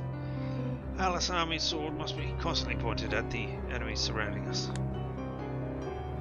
They're not liking that. The timing of this Baron's destruction is impeccable. Anarch's leaders are sure to point at us and claim we're shamelessly celebrating his end. Does anybody believe it's just a coincidence? Murders are messy, almost as messy as politics. It's impossible to reliably predict the outcome of any violent action. I think it would be wise for us to brace for a list of unfortunate coincidences. Ainsley? In any case, the rebel can't get the impression that their power struggles are of great concern to us, but also can't think we have something to hide. Which brings us to my point. We do need a symbolic gesture, one displaying expertly measured intensity. My best bet is a humble diplomatic envoy, a low-level official acting as an investigator of the sorts. Who do you mean? And isn't it fortunate that I am here to overhear this? I implore you, Prince. Get here. He bites his tongue and struggles to collect himself. I've rarely seen him use his temper. At least when the Camarillas involved. What's going on? Come on, you can't be this dense. I wonder at suggesting you for this role. After all, it's not particularly prestigious, but carries a lot of responsibility. We're still talking about a Camarilla representative. Oh, I think there's a very obvious candidate. At the Engineer, look at me simultaneously. Everyone else in the room does too. Wait a second. You can't possibly mean... Miss Julia, once again, your full name eludes me at the moment.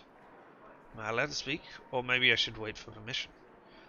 Where I make up my mind, the sheriff sighs deeply and speaks up. Sawinski. Julia Sawinski, right. I understand you used to be an investigative journalist before your embrace? That was a long time ago. No, it wasn't. It was less than a year. Let's confirm it. That's correct. That's correct. Among others, the Banu Hakim Primogen insists that you are worthy of greater privileges and should be given a chance to prove yourself. Ow! Ow! Oh, if I fail miserably now, if I am set up for this to fail, then it means the Banu Hakim Primogen will take a knock as well. That is... Damn, wheels within wheels. Although, if I succeed, I guess the Banu Hakim Primogen will get recognition as well. Or maybe not, and they will put it all on me? No. Samir measures Arturo with suspicion. Indeed, you should. Yes. Do you still think she's capable? She looks me deep in the eye. I swear she's telepathically trying to tell me, please, please, please don't fuck up. You dumbass little white girl. Of course. Good. I'm sure that you, Alasami, have no problem with your protege embarking on the mission. Save for the pain a mother feels when watching her child leave the nest. Ooh. Whether I do or don't is not particularly important right now, is it? It absolutely is. Oh. Panhard's backing of Arturo momentarily blindsides him. Prince Panhard, if Arturo's plan is reckless, I want you to tell me. I need a simple yes or no. Is the girl capable? Ow. So if you say yes, then you're agreeing with a reckless plan. And you're putting it on Arturo as well, Helena. So if it all does mess up, then you two get taken down, which might be bad given that that's your sheriff, but you might be looking to replace Kadir. And if you say no, then it's admitting that you have not prepared me enough. Damn. Looks into a corner. And 1 second, while we think on this answer, I need a drink.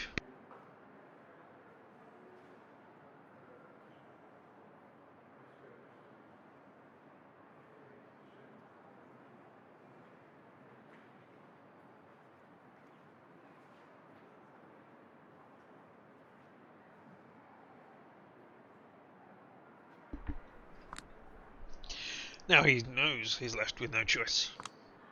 I wouldn't entrust her with all the responsibilities that I have if she wasn't. Oh, I wouldn't entrust her with all the responsibilities that I have if I wasn't sure. He exchanges glances with me, but his look is different than Samir. It's as if he is trying to apologize to me. Here we are then. A recommendation from the Haku Primogen and the sheriff.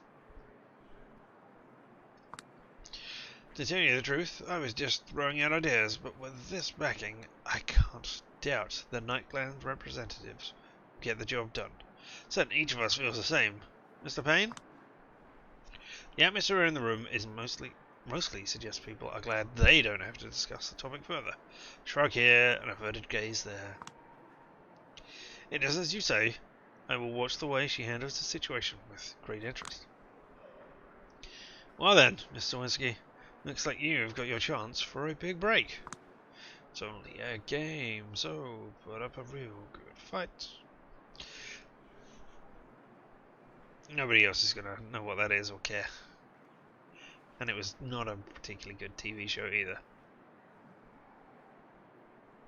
I think, given that you are putting it up, that I have got to say I have conditions. And I know it is odd for the lowly to be... given everything that is going on now, it is not unheard of for the lowly, for want of a better term here, to want to impose things upon the hires. And indeed, Given that we are the majority, it is better that we do. I mean, we should have the power to do so. If we just stop. I mean, if everybody who works just stops accepting, for instance, Jeff Bezos' money, then what good is all his billions? If we just say, no, sorry, we're not letting you buy things. You cannot buy from us. We do not accept your money as money. There's nothing he could do about it. Or little he could do about it. But that would involve everybody at once collaborating over it. Or agreeing to it, rather than collaborating, which has negative connotations. But hey, I have conditions. Big break doesn't mean much by itself. All I see is a big responsibility being placed on my shoulders. What do I stand to gain here exactly? Can I have my office, please? With a corner view. Even though I normally jump at the chance to be useful, I play it cool. All of a sudden, not only everyone acknowledges my existence, but believes I can handle solving a tense criminal case. If something seems too good to be true... Let's not be vulgar now. You stand to improve your standing at the court. Yes, you can discuss the particulars based on your performance. No. Yeah, I don't plan on giving me shit. Figures. It's not like I can refuse, but this is something I need to take into account while taking care of this case. I need a bargaining position if I want to get anything out of this. Ooh, okay. So if we uncover dirty secrets, keep the dirty secrets in our back pocket rather than revealing them from the investigation.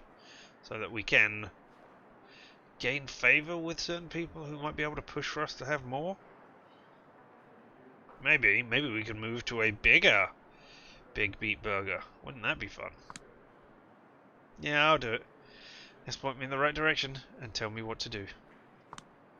Excellent. Leaves us with only one more matter, which I hope we can agree on. I assumed that answer was the one which would have come out of the top answer, which said, just point me in the right direction. So we'll just skip that other dialogue. Prince Vanhard signals someone with a hand. The figure emerges from behind the corner. Come on, art hole director. Yay! Hello, Catherine. Good evening. Catherine, what a pleasant surprise. No one informed us you were in town. Addison, looking healthier than ever. And what does Wyatt's have to do with it? We need an impartial observer who everyone respects. And as it happens, Catherine always knew how to make friends on both sides without angering either. I beg to differ. I'd be grateful if, just for once, you decided against throwing a tantrum about me, High Regent. Ooh, a painful grimace crosses Aisling's face. She is quick to interpret the taunt as an invitation to a game she can't possibly win. As long as she can prove herself useful to the proceedings in some way. If half of what I've heard of her from Mr. Van der Weyden is true, she should be able to. What did Paul Carter say about me this time? What did his Malkavian insight give us? Nothing specific. One always has to read between the lines with him. But it was mostly envy. Miss Weiss gracefully agreed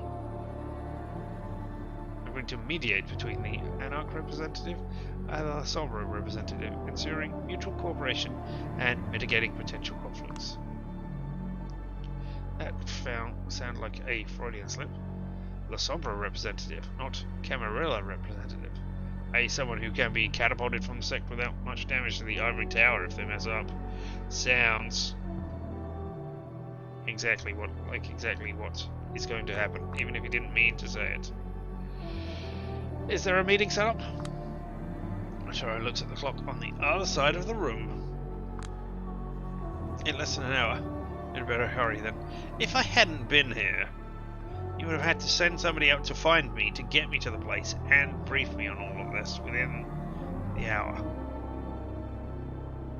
So, how fortunate that I am here. And you would have had to, get my consent or at least nominally ask me? Excuse me. What the hell? All of this is happening so fast. If the situation is indeed under control, I will drive her and oversee the situation. Out of the question. You've got your orders, Sheriff. Attend to those. He put his mask back up. And you are not wearing you. You fool. The girl needs guidance. And we need yours. Nobody knows what might happen next. But it's not as if the Anarchs have a lot of love for you, alas, Sammy. You're too efficient in your duties for them to tolerate you. Better spare Miss Sawinski having them see you two together. Do you think my guidance of Julia would be lacking, Kadir? I never said that. So do you have any objections to putting her under my care? He lowers his gaze, but seems reassured. None whatsoever. That's all I needed to hear. We'll be going then. Wasting no time as usual, I see. Have you at least tried the aperitifs? Waiting is an old person's game, Helena. I still feel young. Remember, is there anything you need help with? Probably not, but I appreciate the thought nonetheless. Have a great night, everyone. I'll catch up with you later, Addison. So the aperitifs are the humans, right? Are there designated humans who are aperitifs and others who are main courses? I certainly hope you do. And so we leave. In a rush. Honey, considering what she told me about being in a hurry yesterday. Oh, what's this black hole? Oh, we're just being transported somewhere? We're here. She thanks the chauffeur and lets me out of the car in a quiet neighborhood. Somewhere in Queens. Seems like you're in a rush. So did we teleport? Did I miss something? Was there a scene missing there? I couldn't stand the crowd. She's honest. Probably performatively so. Just to get into my good graces. Well, it's working. Why is that? In my experience, gatherings like those always enable a boring pack mentality. All of the familiar lies we tell ourselves to justify lusting for more. Repeated ad nauseum. Let's not just say, I need guidance. Let's not poke at her either by saying, what lies are you telling yourself? I don't want to pick at that scab or anything. Poke her for it. Let's ask her about the wisdom she imparted upon us yesterday and see if we can get her to expound upon it. Yesterday, you said, speaking of lies, you seemed honest, but yesterday you told me not to rush. And I stand by it. Do as I say, not as I do. That's the best advice I can give you. Yes, that is indeed the absolute best advice anyone can give you. That, and don't wear a glow-in-the-dark t-shirt to bed. I definitely need more advice than that. Back at the art hole, you said something about guiding me, but I have zero idea what you do. None whatsoever. This feels like the bottom answer. I need guidance. Had a few necessary arrangements to make over the phone before we got here to ensure your pretty little head stays attached to your neck. For now, anyway.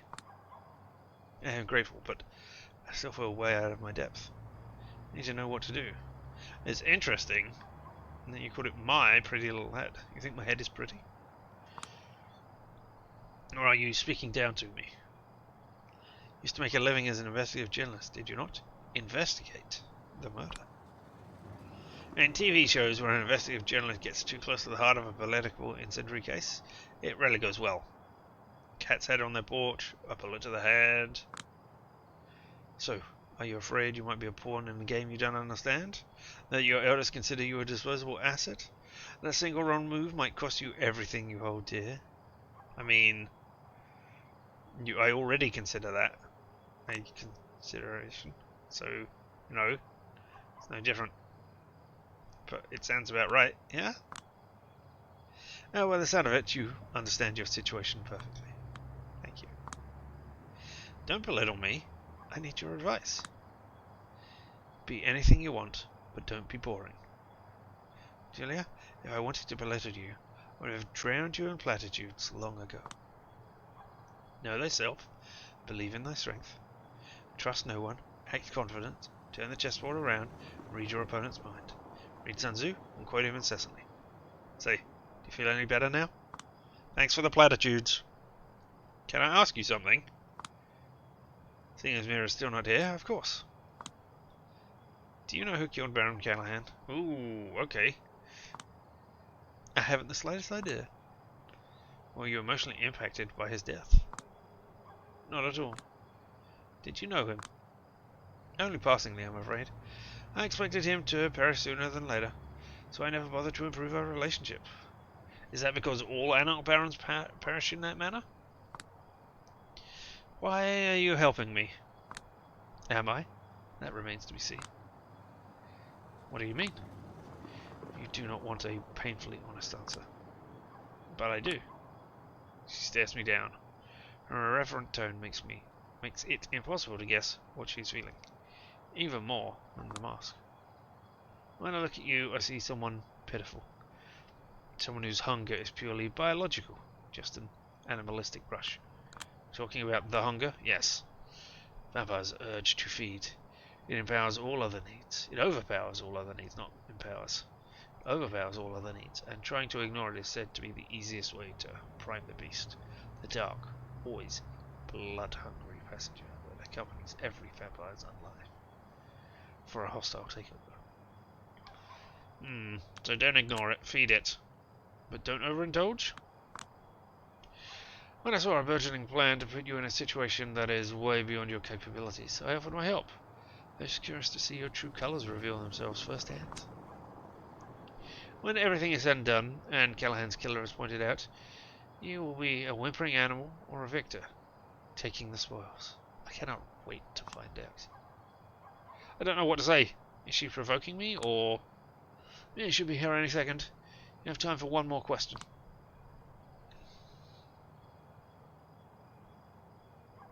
What makes you important? Who is Mia? Why do you hide your face? I mean, I'd like to know why you hide your face, but I don't think that's the question. Unless it is the question. Do you hide it because Callahan injured you? No. It might be good to get a rundown on my opposite number. Why you are important is possibly more important in the long term, because knowing about an Anarch counterpart is not exactly going to matter in the grand scheme of things, but it might help with the investigation. So it's a balancing act of prodding into information about my fellows and what is going on. But I want to know who is Mia. Who is Mia? She shakes her head, half disappointed, half amused. Really? How boring. Look behind you. There is your answer. No. I want to know what you think and how... Alright. One around my age emerges from around the corner of the street. Oh. Punky counterpart. I've never met her before. I had to describe her in 2 words by her aura alone. I guess those words would be... permanently angry. Even more so than your average Anarch.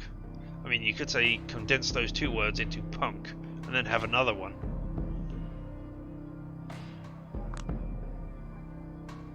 You must be Catherine Weiss. You must be Mia Morgan. Pleasure to meet you, your acquaintance. Pleasure's mutual. Is this your girl? Julia Sawinski. Glamorous. Primogen. Ooh. Sambro representative. I corrected her automatically at this point. Let's have it. Good. If you're a Primogen, I might have tried to kill you here and now. I mean, I guess I am the Primogen in that I'm the only one in the city, but that isn't exactly a good thing. Is Talk still on the site? Nah, I told him I'd take it from here. By the end of tonight, He needs to look like a natural candidate for the leadership of the NYC Anarchs. It's going to take a lot of driving around and negotiations. How did he react to finding Callahan's remains?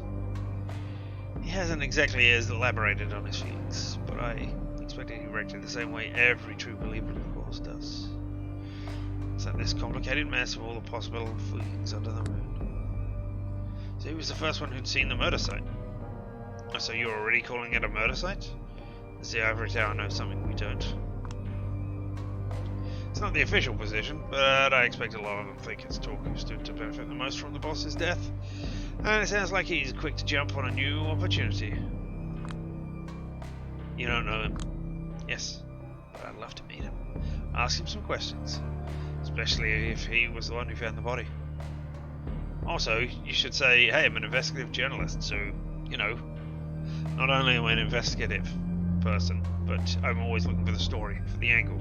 So that is going to colour some of my judgments. Well, if you're meeting Talk at all, it won't be tonight. He's too busy. I was assigned to investigate. Won't be able to do it properly if I'm not able to question a key witness. I'll arrange for him to see you this week. This week? Aren't the tensions a little too high for delaying an investigation like this? Now, Talk's work is our best shot at making sure they won't get higher, so boo fucking boo. I'm his right-hand woman, though. You got any questions? Direct them to me. Maybe the two of you should just head to Callahan's office. The discussion here does not seem to be going in the right direction. Nor in a particularly interesting one. You're not coming? Talk and you are not the only ones who have their work cut out for them tonight. I trust you can take it from here? And Mia. Be easy on her. In slightly different circumstances, I expect the two of you would have ended up on the same side of the barricades. Uh-huh. Take care. Kent's back to her vehicle. Well, follow me. I'll show you to his place. It's like a 19th century style office. Classical wooden, smelly. Well, classically wooden, smelly, stuffy air of books. Old furniture and dust covers much of the fragrance of decorators, but not all of it. Look, we don't need to keep looking around like this. Alright, no.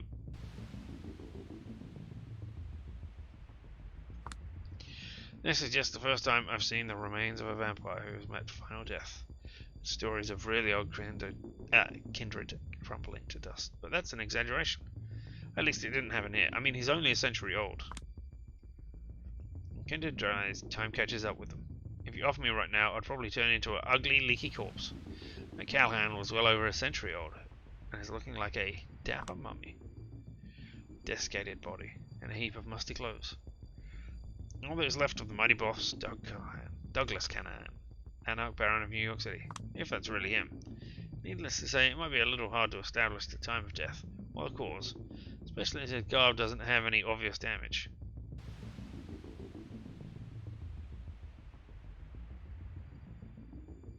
Could you fingerprint a vampire?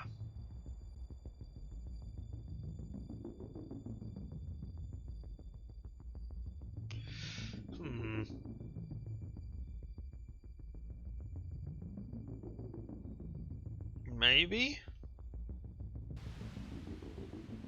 I don't know. I'm not sure what biological processes halt when you're a vampire. What continue? I mean, if you had dandruff before you were, which is your flaky scalp, I mean, your head continually replaces it as you grow more skin. If you don't grow more skin when you're a vampire, does that mean that dandruff will eventually wear away all of your head skin to nothing? Can't be, because you continually heal as well. You can heal from all kinds of damage. Do you just not have dandruff anymore? I don't know. Anyway, what a great place to start. Have you already found anything suspicious? Nothing you don't see in front of you. Aha. This door is the only point of entry to the room, right? And those windows that are barricaded. Yes, unless you count the windows. Indeed, I counted the windows. But nobody except for Callahan knew how to operate those. Don't let air or light through. I'm metal blinders on the windows facing east. The only modern element of the room. Excuse me. Thinking out like a sore thumb. So, first of all, how did he die? They look automated.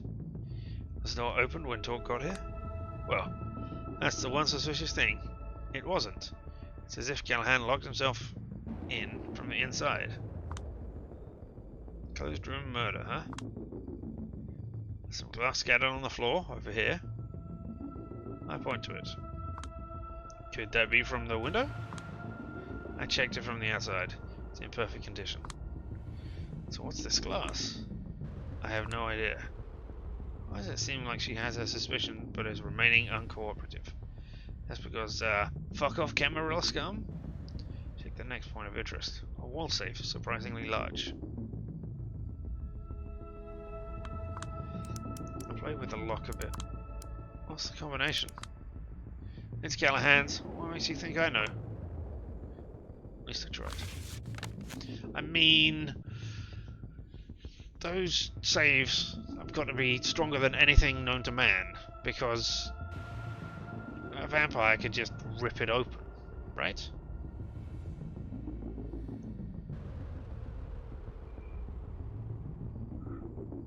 Desk with nothing but an envelope on it. Nothing inside.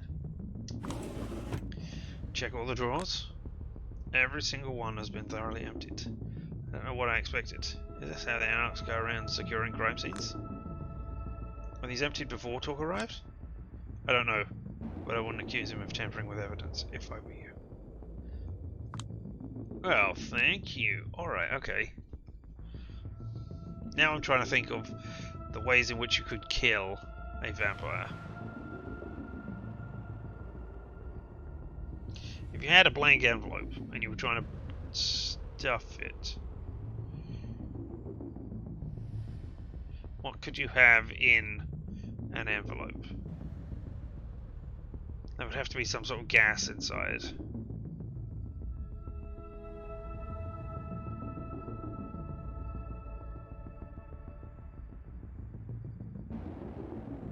I don't know what kind of gas you could put in there. I mean, evaporated holy water? No? I don't think so.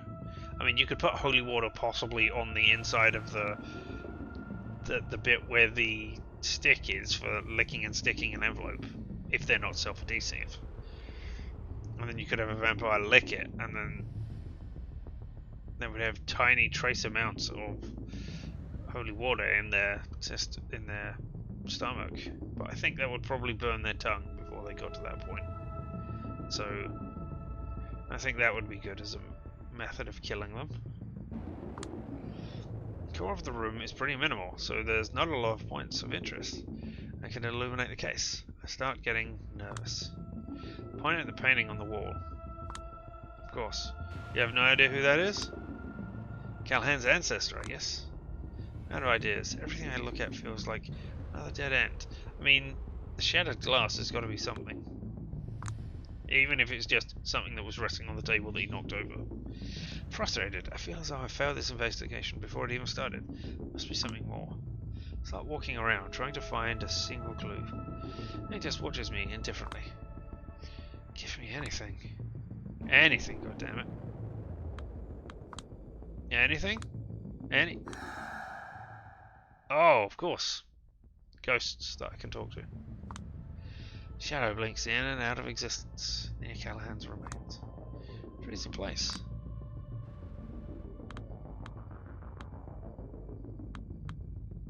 Don't be afraid. I can see you. Don't be afraid of me. The only thing I'm afraid of is you wasting too much of my time. Shut up. Doesn't seem like Mare's noticed it. Give me just a moment. She groans under her nose. Under her nose? Goes back to messaging someone on her phone. These are weird turns of phrase that are being used in here. When she does, the shadow appears again. Once again, blink in, blink out. Could something be there? I approach the clothes and start searching them for a clue. Maybe they missed something.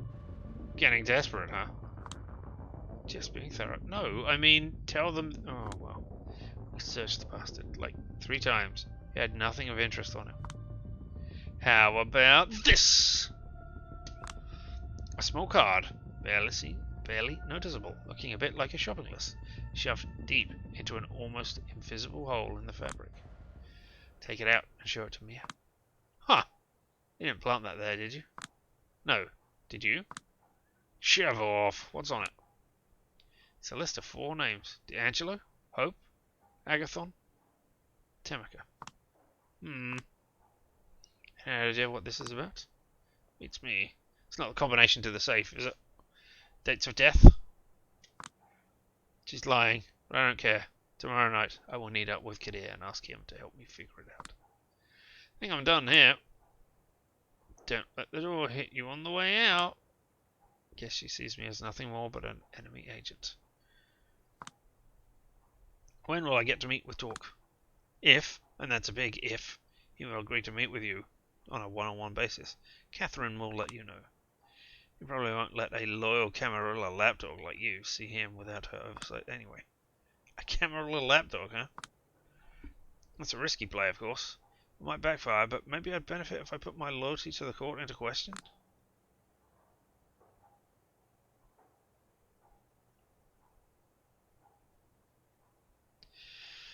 Oh, I mean, if you become an anarch,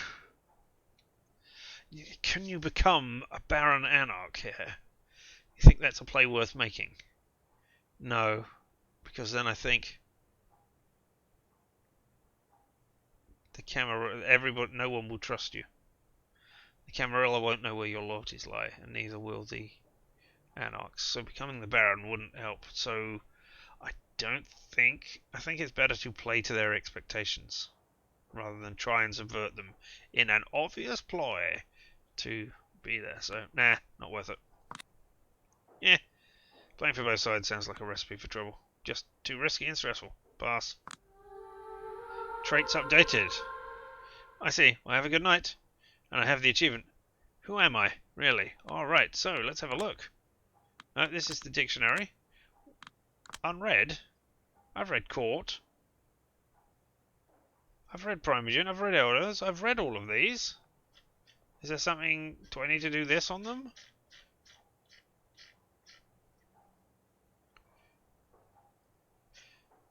I'll do it.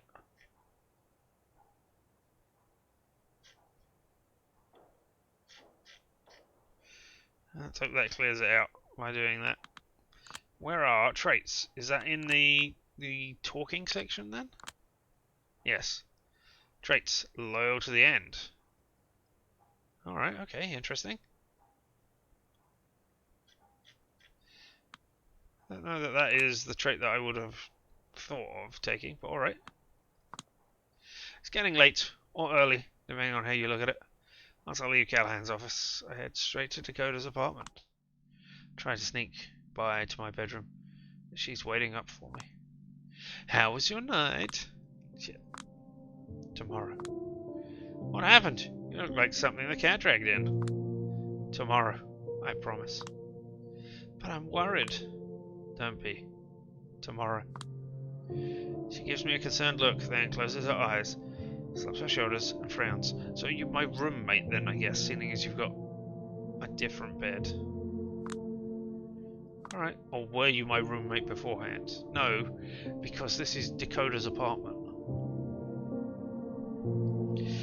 You're the best. I wish I knew what the relationship was between these. Okay. I reach my pitch black room and throw myself on the bed. Responsibilities, the stakes, the way I always feel too slow to react properly in these situations. I don't want to think, I don't want to turn off my brain. No, I do want to turn off my brain. I want to drift into the void. Into the void, into the void, into the void. Achievement unlocked, accidental PI. Alright. Nope, can't go up there. Can I? I can. Then why are you even offering it as an option? I need to rest. I mean, yeah, look. But okay, I don't understand why it's an option then. Alright. Tutorial. You've received your first trait. Some choices in the game will push Julia towards different ways of thinking, which have a lasting effect on her throughout the story. You'll see a brief pop-up on the top of the screen anytime that you receive a new trait. You can always view any unlocked traits in the log screen, accessed through the top left icon. Remember that ruthlessness is a mark of a true sofra, but you might walk another path before reaching that destination.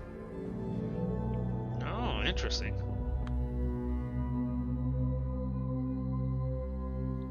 Always told you you'd make it big. Get real. These assholes are just using me as pawns in some stupid fourth-dimensional chess game. As opposed to just keeping you off the chessboard? Don't be a glass half empty buzzkill. One should make me a scapegoat or something. That would be exciting. I could write a book about living with a 21st century Lee Harvey Oswald. Come on, don't even joke like that. I haven't killed anyone. Julia, honey. Neither did Oswald. Yeah, alright. I keep forgetting. Stop wriggling, or I'll mess your face up. Sorry. I'm always obedient when she's busy working on my makeup. It's hard to take care of your appearance, especially your face, when you can't see yourself in the mirror. Not that I've ever been particularly good about it, but Dakota doesn't seem to mind. I'm her goth dress-up doll. Her presence in my unlife is one of the few good things that my sire provided for me before fucking off to Chicago. Was Dakota part of the plot beforehand? Normally, I'd be told to find myself a ghoul, but many of our clan, myself included, finds the idea of ghouls distasteful. Okay, and ghoul is what I call a thrall afterwards. What you get when you give a mortal your vampire blood without draining theirs first. An underling, a toady, a thrall. My clan don't really like to use them. Hell, Karen thought the very concept was beneath her and refused to explain it. Okay. So if you drain their blood and then give them your blood, that's replacement, and they will become, you are their sire, they will become your child, another vampire. But if you just give them some blood, they become a ghoul. What if you drink some of their blood, a little of their blood, and then give them a little of yours? Do they still become a thrall? Because that's not enough to turn them into a vampire. Who knows? We're cat people, not dog people. We don't want mindless faithful servants. We don't want companions who rely on us, despite having, in theory anyway, the free will not to. The kind of relationship I have with Dakota would normally be a breach of the Masquerade's rules, but the rules are different for kindred who are Camarilla adjacent, even losers like me. Simplifying here, but my sire made it clear that her child would not own slaves, and that was the end of the discussion. To be honest, I think the court mostly agreed to that request because they wanted one more thing to blackmail me with, just in case. What would you do in my place? If I had to investigate your elite's wrongdoings? Yeah. I'd probably look for those rich fucks' pedophile rings. Look for the assholes who mention pizza suspiciously often. See who has powerful friends in Manhattan's jail. Stuff like that. Is pizza a code word? For that? Think of number of pizzas I currently have in my fridge, or in my freezer. Huh. Don't read anything into that, that is nothing. Oh, come on. Nah, I'm serious. Search for the deep rot. A lot of smaller crimes will get solved in the process. What is it with you and conspiracy theories? What do you mean? You just told me your bosses are having eyes wide shut parties and suddenly you don't believe in rich people's pedophile rings? I don't know.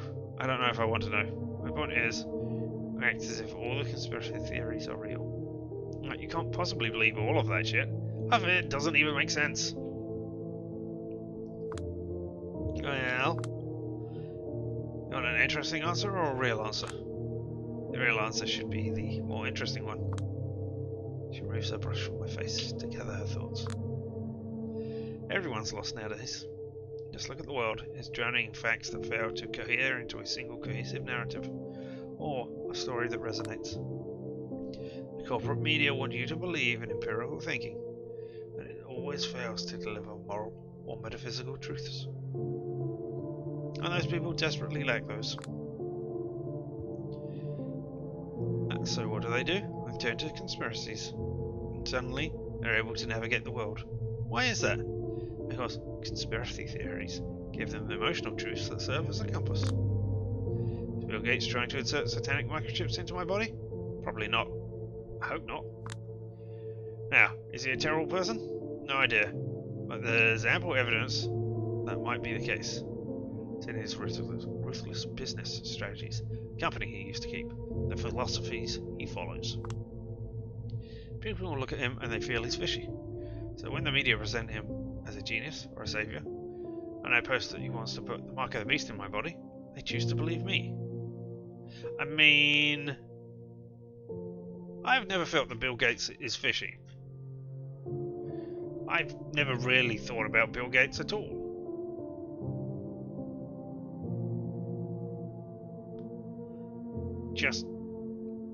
It's not that I don't think about billionaires. I mean, I have occasionally thought about, I mentioned Jeff Bezos today, so yeah, I've occasionally thought about him, especially with his, I'm going into space and putting people in space, and that's just crap. But Bill Gates? No. He's a non-entity, as far as I'm concerned.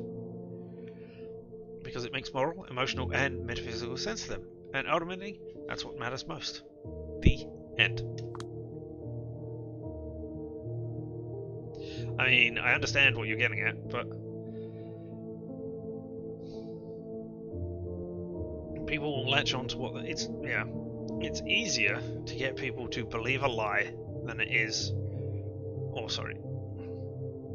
if somebody else makes a judgment, it's easier to get them to continue believing that judgment than it is to convince them that the truth is something different than that judgment. That is a philosophy I've always adhered to. If I say a thing and somebody misinterprets that thing as something else, so long as it is not offensive to me or in some way detrimental, play with it. Use that instead. Don't go for what you were actually going for. So, I think I get it. No, I'm 99% sure this is complete bullshit, but I'm buying it. I mean, it totally misrepresents most conspiracy nutjobs I know, but it's interesting and fun to think about, so I don't really give a damn if it's the truth. I mean, the only people who outright state, hey, I believe these conspiracy theories, are out and out nutjobs. Most other people will just quietly believe them and not put voice to it, so hey. See, that's the idea. You get it. You came up with this monologue yourself? Oh no, I read it on Facebook. Figures. But just to make sure, vaccines are okay? As far as I know, they don't cause autism. I mean, whenever this was written, surely they should have changed something here for it. Good to hear. Anyway, anywho, I'm done. You're the best.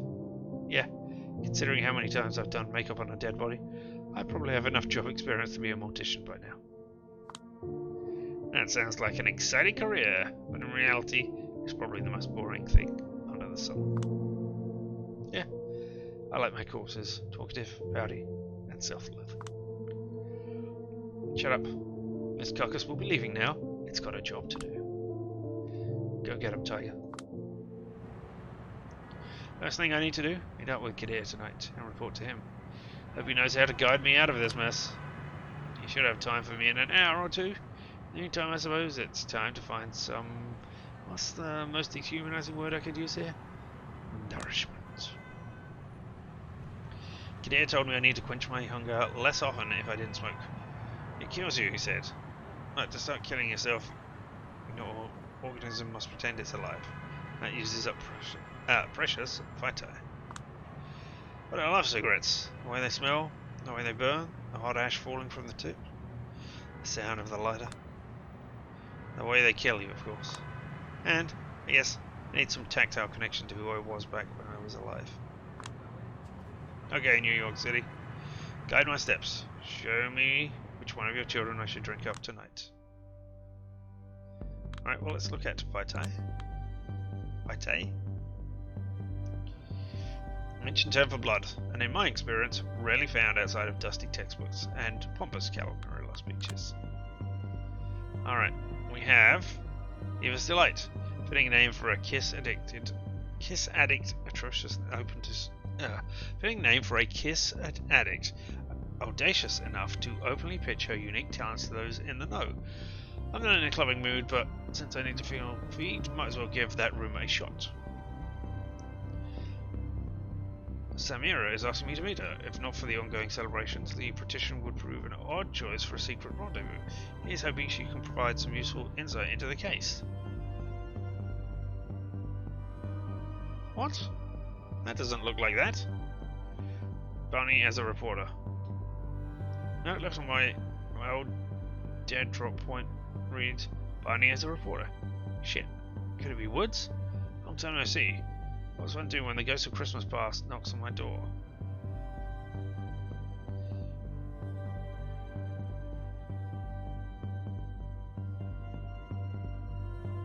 I mean, I'm looking to feed, right? So I can't be going here. Or then. So what are these choices?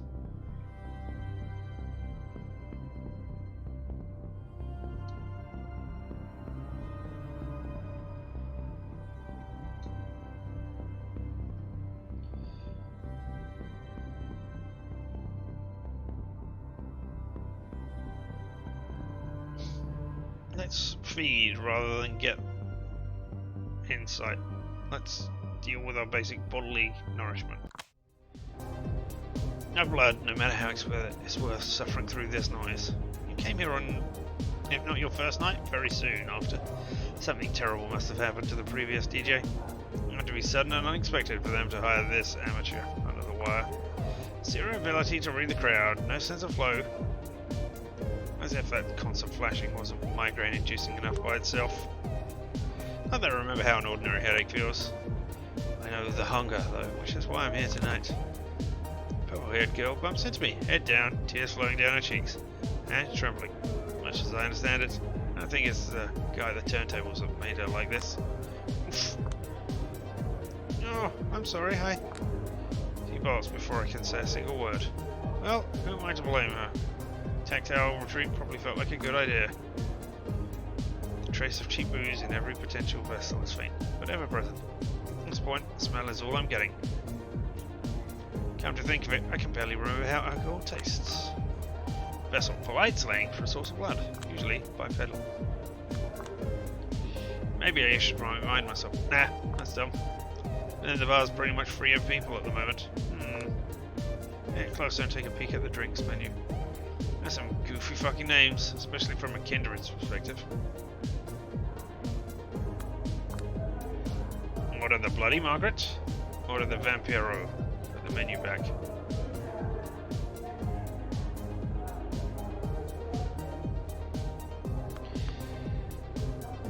Let's start the night off with a drink. I mean, I don't know if this is why we're here, if these are the things which we can sustain ourselves with. The bartender brings me a large glass of guys with a celery stick and filled with something that looks more like a veggie shot than a gin-based cocktail. I'm far from thrilled. Fuck it, here goes. I chug it down in one go. Freudian slip. It tastes like canned tomatoes. Someone opened and left rotting for a decade. Something tells me I'm gonna regret it soon. The music abruptly stops just as I step away from the bar. Can't see the booth, but the crowd's reaction tells me all I need to know. Looks like we have a new DJ. The vibe immediately improves. Hallelujah. Pleasant moments never last. Some well-worn dude on the wrong side of 40 decides to hit me up. Eyes meet for a brief moment, slightly too late for me to outmaneuver him. Strangely, there's no lust in his gaze, yet he seems like a predator closing in on its prey. Shit. Could it be the rumoured Diva's Delight? Kiss addict clocking me as a bloodsucker? How come you're here all alone, sweetheart? Can't pinpoint exactly what it is, but there's something irksome in the way he carries himself. As he approaches me, I begin to feel fatigued. That was a sudden drop in atmospheric pressure.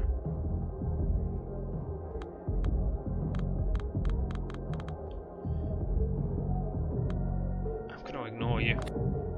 Turn my back to him, hoping he'll get the message. He doesn't. I can feel his eyes burning holes in my skull. Sure enough, when I look again, he's still there. I feel spiders crawling up my spine. Is there something wrong here? Let me... Hands off, asshole.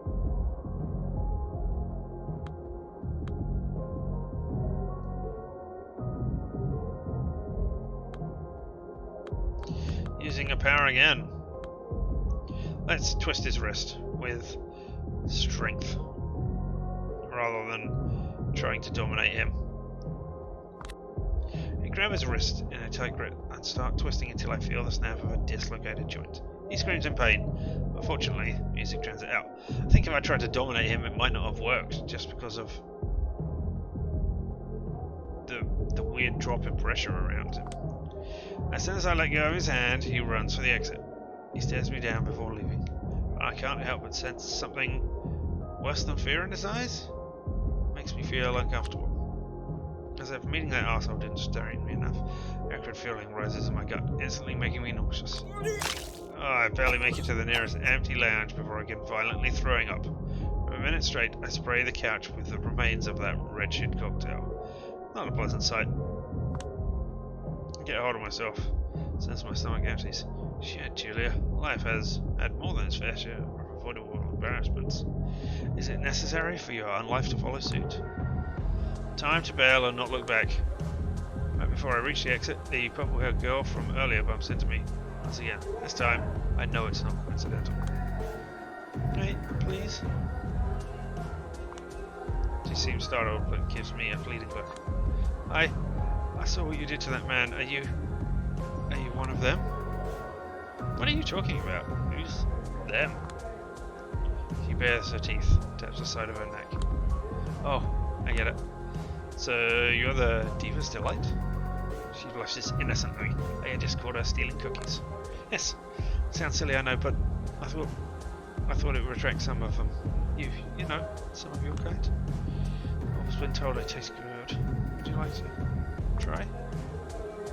She looks at me the same way a junkie who hasn't had a hit for a while looks at a syringe. You know too much. There's no way you don't have a patron of some sort. Her eyes tear up again. I do, but maybe I don't. I don't know anymore.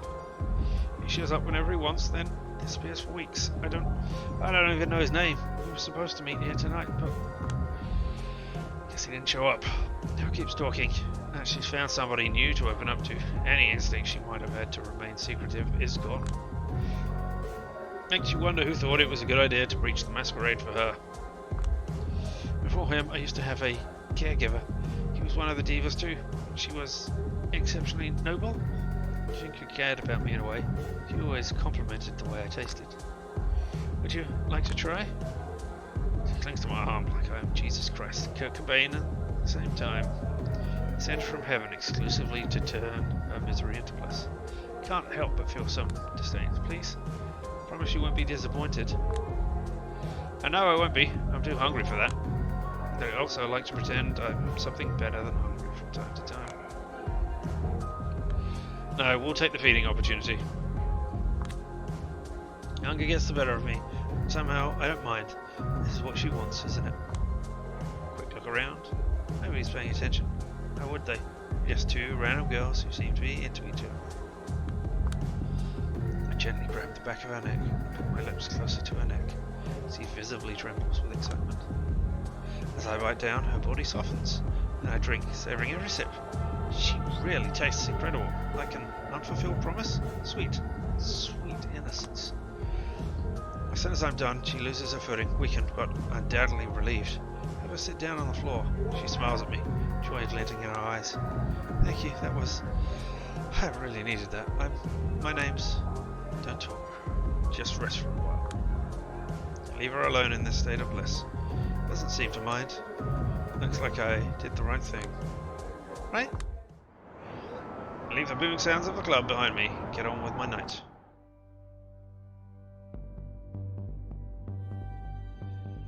Alright. Don't want to see the ghosts of my past. I mean, why am I not... Why is... So am I going to see this at the end of the night? I'm going to go and see the sheriff?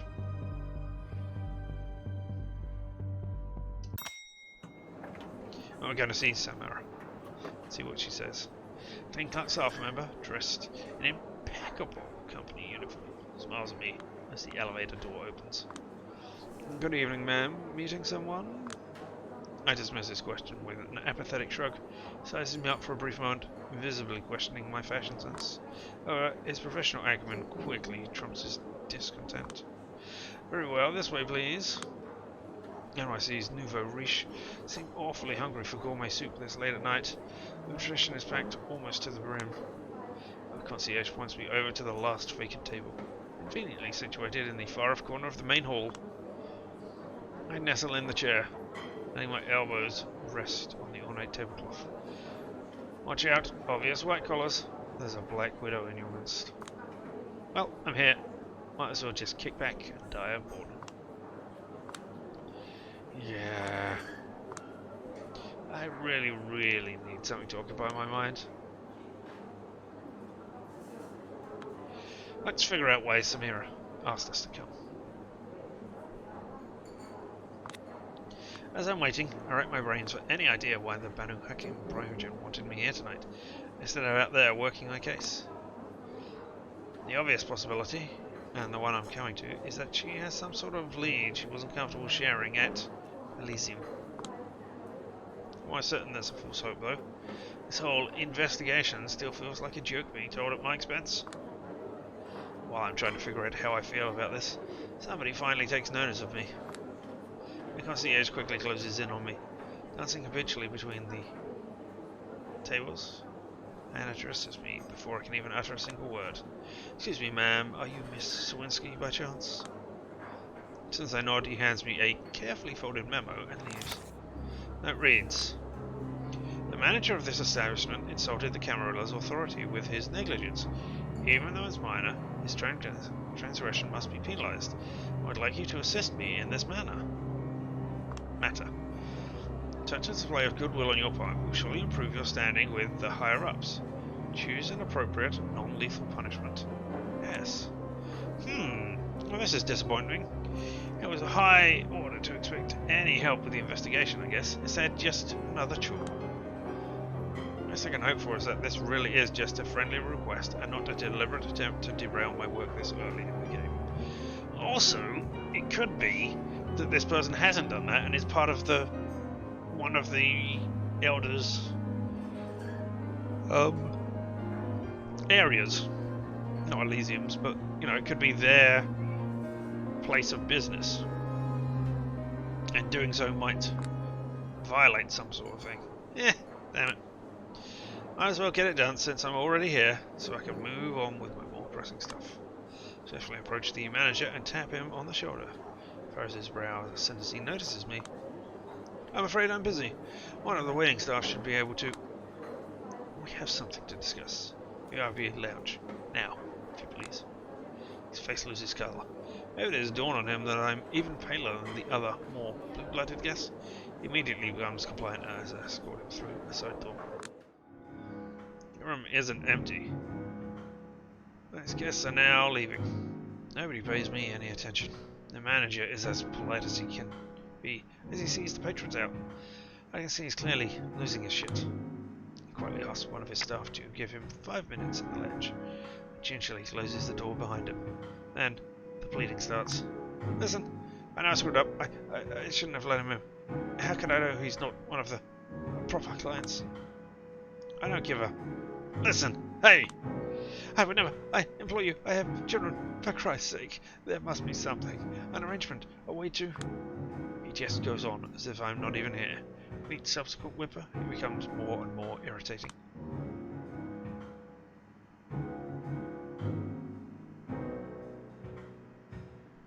Not going to give in to the beast. Let's explain our way for this thing. Just shut up for a goddamn second. Alberts finally makes him hold his tongue. I light up the last cig in the package. Take a slow puff, trying to compose myself. It's always the last cigarette in the package. It was the last cigarette at the Coney Island, and it's the last cigarette here now. Do we ever have anything but the lost cigarette in a package? I have no use for your explanations and justifications. I don't know what sort of transgression you've committed. I should never have let this Sansakari guy in. Maybe you are giving me leads. I don't know who this is. Truth be told, I don't give a shit. I mean, this is someone. Is he an anarch? No, I haven't again. I swear on my brother's grave. Just... I'm not that good at judge a character, but him pleading with his arms out really makes him look like a biblical wayward son. Swearing to change his ways.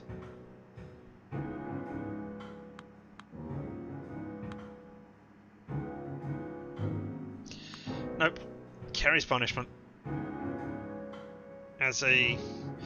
Would I do this in the real world? Probably not. Am I going to do this because I'm a vampire? Yep. You are branded. I grab his hand in a tight grip, palm up, take a puff to rekindle the burning tip of my cigarette. He doesn't fight back. You and I both know they will want proof that I gave you a lesson you won't forget. So, hope you realize that this is mercy. Put my smoke out in the palm of his hand, in the accompaniment of his muffled scream. His eyes become watery. Other than that, he takes it like a champ. If I have to come back to this shithole, next one will go right here. I look him in the eye, caressingly flick his eyelid before taking off. I didn't know I was capable of this sort of cruelty, but here we are. Aaron warned me that something in our bloodline finds snivelling, weaklings detestable. Is that what triggered me? But that's a conundrum for another occasion. Did what I was asked. I sure as hell wasted enough time here. I should move on. Alright, it's about time I head to see Kadir. Mighty kind of him to arrange a meeting in the place that's most convenient for me.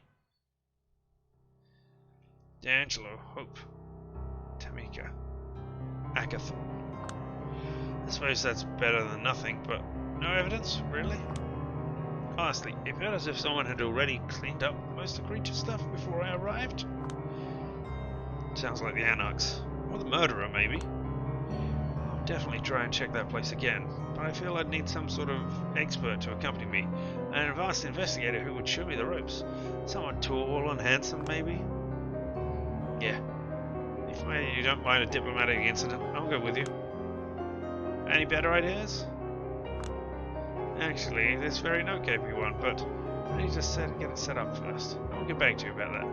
I mean, I was going to suggest cameras and earpieces so that you could see what I see and then, you know, tell me things in my ear so that you didn't have to be there, but technologically bad. So not going to happen with this particular La Sombra. Although, chemical cameras, I suppose they might work still around you, old school cameras. But that wouldn't work for instant justification. Anyway, you know these people? I've had passing contact with each of them. Part and parcel of the job, you know. I suppose, can you help me out with this? How I'd tackle it would be look at one person on the list every night, ask around about them, see what they know if you do manage to meet them. If I manage to meet them. They're not particularly easy to get a hold of. Always prefer to be a little off the grid, but nowadays, well, practically in hiding, if not MIA or dead. Funny coincidence? It's not my job to speculate. In other words, you know something, but it's not at liberty to say. I guess I'll find out anyway, if I do meet them. And why one night each? Should I investigate each sleuth thread until we're satisfied? In a perfect world, you'd have all the time you need. But this is not a perfect world. I'll try to brute force a solution to the case as soon as possible. I suspect that 4 nights from now, once the celebrations of power are over, I'll ask for your findings, and that will be all. Well, I mean, if that's how we gonna end this thing. I know I've got a time limit now. An end of game. Fucked up. To be brutally honest, my focus wouldn't be on solving the murder. Instead, I'd focus on not embarrassing myself. Fucked up. This is part of why I didn't want you to get involved. You shouldn't possibly think Arturo had you involved out of the goodness of his heart. The entirety of your investigation is just for show. You were meant to be an unwitting actor. Yeah, I mean, that's what I think. If it wasn't for the loyalty I fought towards Kadir, Samira, and my sire, God knows the memory of my embrace still holds too much sway on me. I'd have plotted a vendetta against those arseholes long ago. I wonder if that's a consequence of my loyal to the end trait. I would like to think it is. Let's be frank. Even if I thought that, lying to Mia about being sympathetic to the New York annex yesterday could benefit me, I probably wouldn't do it. It would feel like a betrayal. So yeah, that must be something there. There's something about the Camarillon's ideals that still ring true to me. Belief in individual excellence and nobility. No way time-tested traditions can drown us in this terrifying new existence. But being on the receiving end of this shitty neo-feudal structure, seeing firsthand how the elites always play by their own rules regardless, I can't help but think there must be something better out there. The kind of Camarilla that would actually deserve slavish loyalty from kindred like Kadir. I think so. Penny for your thoughts? Take a drag from my cigarette.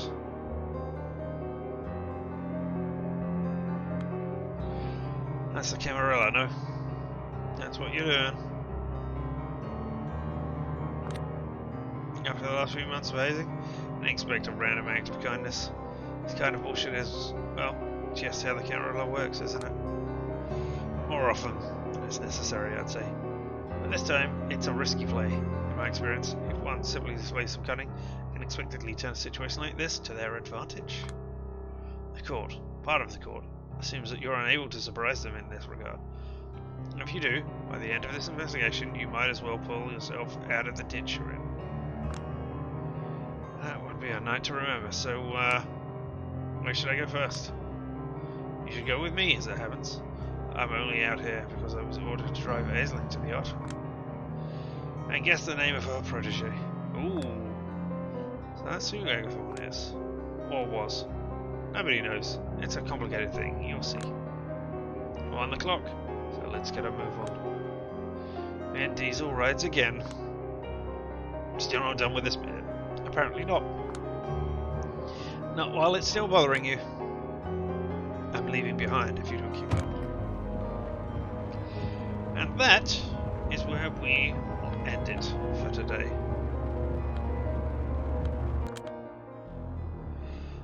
Thank you all. We're gonna mute it out of here and switch on over to ending. Thank you all so very much for having come to this. I do appreciate each and every one of you, whether live and in person or later on the VOD. You've spent some of your limited time here with me. That's just amazing. Thanks for that. We will be back tomorrow, and on the schedule tomorrow is Resident Evil 2. Sorry, not 2. Resident Evil HD Remaster Part 2. So we will be continuing with that exciting stuff. That will be kicking off at my 10 o'clock. Please adjust yourself accordingly, or look at the schedule. That will tell you exactly when it comes up for your time zone. Before that, I will be on the Steam Steel Murder channel doing the Tuesday night D&D. Hopefully we won't cancel like we did last week. Partially my fault. That is a shame. But yes, that is where we will be. Or where I will be. Until then, thanks so much for being here. I have been Richard, and this has been LMTDTMFFR, or say it with me now, limited time offer, no vowels, and you all, you have fun.